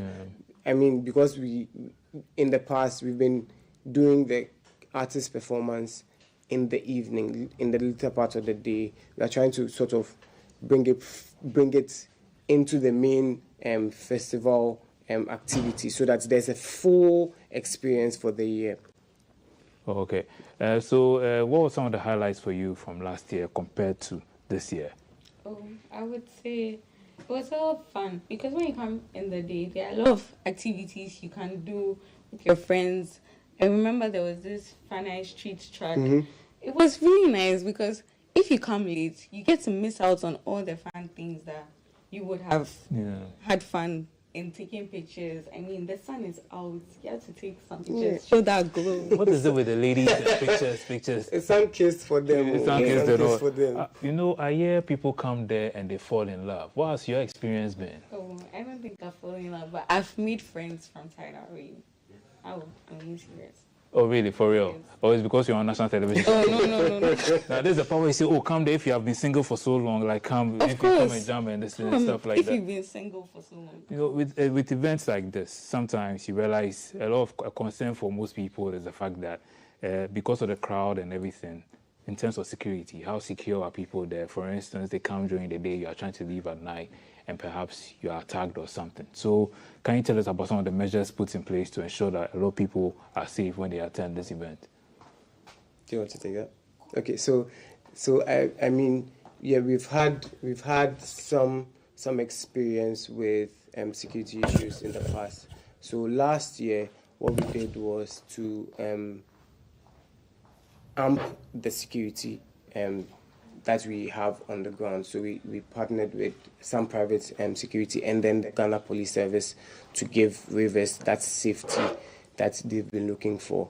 So if you came for last year, you'd realize that there were a lot of policemen around. There were a lot of policemen and then private security around to make sure that every raver is safe from the ticketing area straight into the festival grounds, and even before they and when they are leaving the festival grounds, there was security at every point on. Yeah, and we can have that too for this year. How do you intend to balance the fun and the security? You know, you are come to have fun, all right. The security presence is there, and so it's like some people may want to partake in certain things, but it's like, oh, we see police personnel, we see security. It's like the strong presence. So how do we vibe to that? The balance is there. There's a good balance. I mean, just do what you're supposed to do legally, and you don't have any problem with anybody. Legally. Do you want to enlighten us on that? What do you mean by legally? I plead the fifth. I plead the fifth. No, do you want without pleading the fifth, or maybe you say something about maybe touch on what he said. Yeah. Well, I mean, if you come in and you know that you're safe, you wouldn't get into any trouble. Yeah. So when you're having fun, you won't think about, oh, this, like, you won't take precautions when having fun. You just feel free and enjoy the whole rave. You just come in and you have fun and all. Yeah. You know, sometimes when you attend these events, you realize that they sometimes play music which is not from Ghana, for instance. I was reading something quite interesting, that like this time around, you are playing only local music. How true is that? So, Tidal Wave, I mean, we've been very, very big on amplifying the local talents. So, I mean, but for full festival experiences, you will have different DJs playing different kinds of music to give that fullness of it. Because again, we also have people coming from other countries for the festival, flying into the country for the festival. So we also want to give them that. We also want to give them that experience that they would also enjoy when they are back in their country. For us, we are looking at making sure that we are unearthing the next big talent, whether it is a musician, whether it is a DJ, whether it's an MC, or even a dancer. Our stage is the launch pad for any act looking to blow up.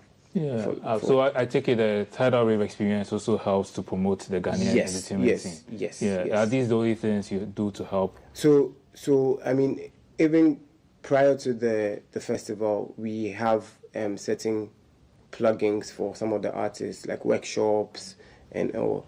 I think this year we had a conversation about music for our community, but it was also open to the general public. It was the fireside chat on music, where we invited industry experts in the entertainment industry to share some light and insight on how to navigate yourself. I mean, there are people that are looking to breaking into the music space. They don't know where and what to do. So these people, our panelists it was a conversation, essentially, for them to also know the ins and outs of the industry they are trying to break into. So even with dance, there was a dance person, Dance God Lloyd, also showed up to give his ins. I mean, we know where he started from and we know where he is right now and what he's been able to achieve. So his insights was supposed to inform them. You want to be a god in that. Want to be a god, yes, exactly. So is there any way, like, beyond the event, you get to connect with the audience? Or is you just connect with the audience during the Tidal Wave experience? Or beyond that, you get to connect with them? Oh, yes. Well? So, I mean, we have a community we speak to. We call them for ravers only, essentially people that are looking to rave. But, I mean, it goes also beyond just having fun, right? So our pillars in terms of the festival is banked on 5 things: music, dance, art, and fashion, and then also entrepreneurship. So for businesses, small businesses that are looking to start up. So that is why Fireside Chat was birthed, to also give that with different workshops, different activities to engage them before the rave and even beyond them. But you know, and it's like right now there's a national experience to touch on that that campaign as well. We made a statement. We made a statement back a few days back, so you should check it. We made a statement about it, so check it out. Okay, Nana Adwoa, I know you're speaking about the fun and everything, coming for a day event, leading into the night and everything. But you know, it's the era of climate change. So what if it's not supposed to rain at this time of the year? But what if on Saturday, the unfortunately happens? Like, I know there are no plans of that happening. We are praying and everything, but are there any contingencies, or basically the sun has to shine that day? The sun has to shine that day. The sun will shine that day. So that's why I'm saying catch the sun. We are catching the sun on Saturday. Oh, everybody. We are catching the sun. We are definitely catching Nana the sun. I'll give you a chance to give us the final word for the conversation. In a brief minute, tell us what to expect and what not, and then we're done. I mean, expect the unthinkable, because Tidal Wave gets bigger and better each year. There's no down moments, there's no sad moments. You can't go home feeling sad, because of course you're going to go on X and tweet that you had the best time ever. So don't miss it. Don't miss it. Don't miss it at all. And don't let the name scare you. Tidal rave. You know, anytime I hear the word rave, it reminds me of the statement, you must be stark raving. You know, Tyrone knows what I'm talking about. Yes, I'll be speaking with Tyrone Joshua Johnson. He's with the PL Tidal Rave Festival. And then Anadra Safupine, who is also a raver and with the Tidal PL team. Thank you so much for being here this morning. We'll see you on Saturday. Saturday, yes. At the Labadi. Show stop and I watch me. Still love my Beyonce. Rock stone, I'm Beyonce. Still rocking the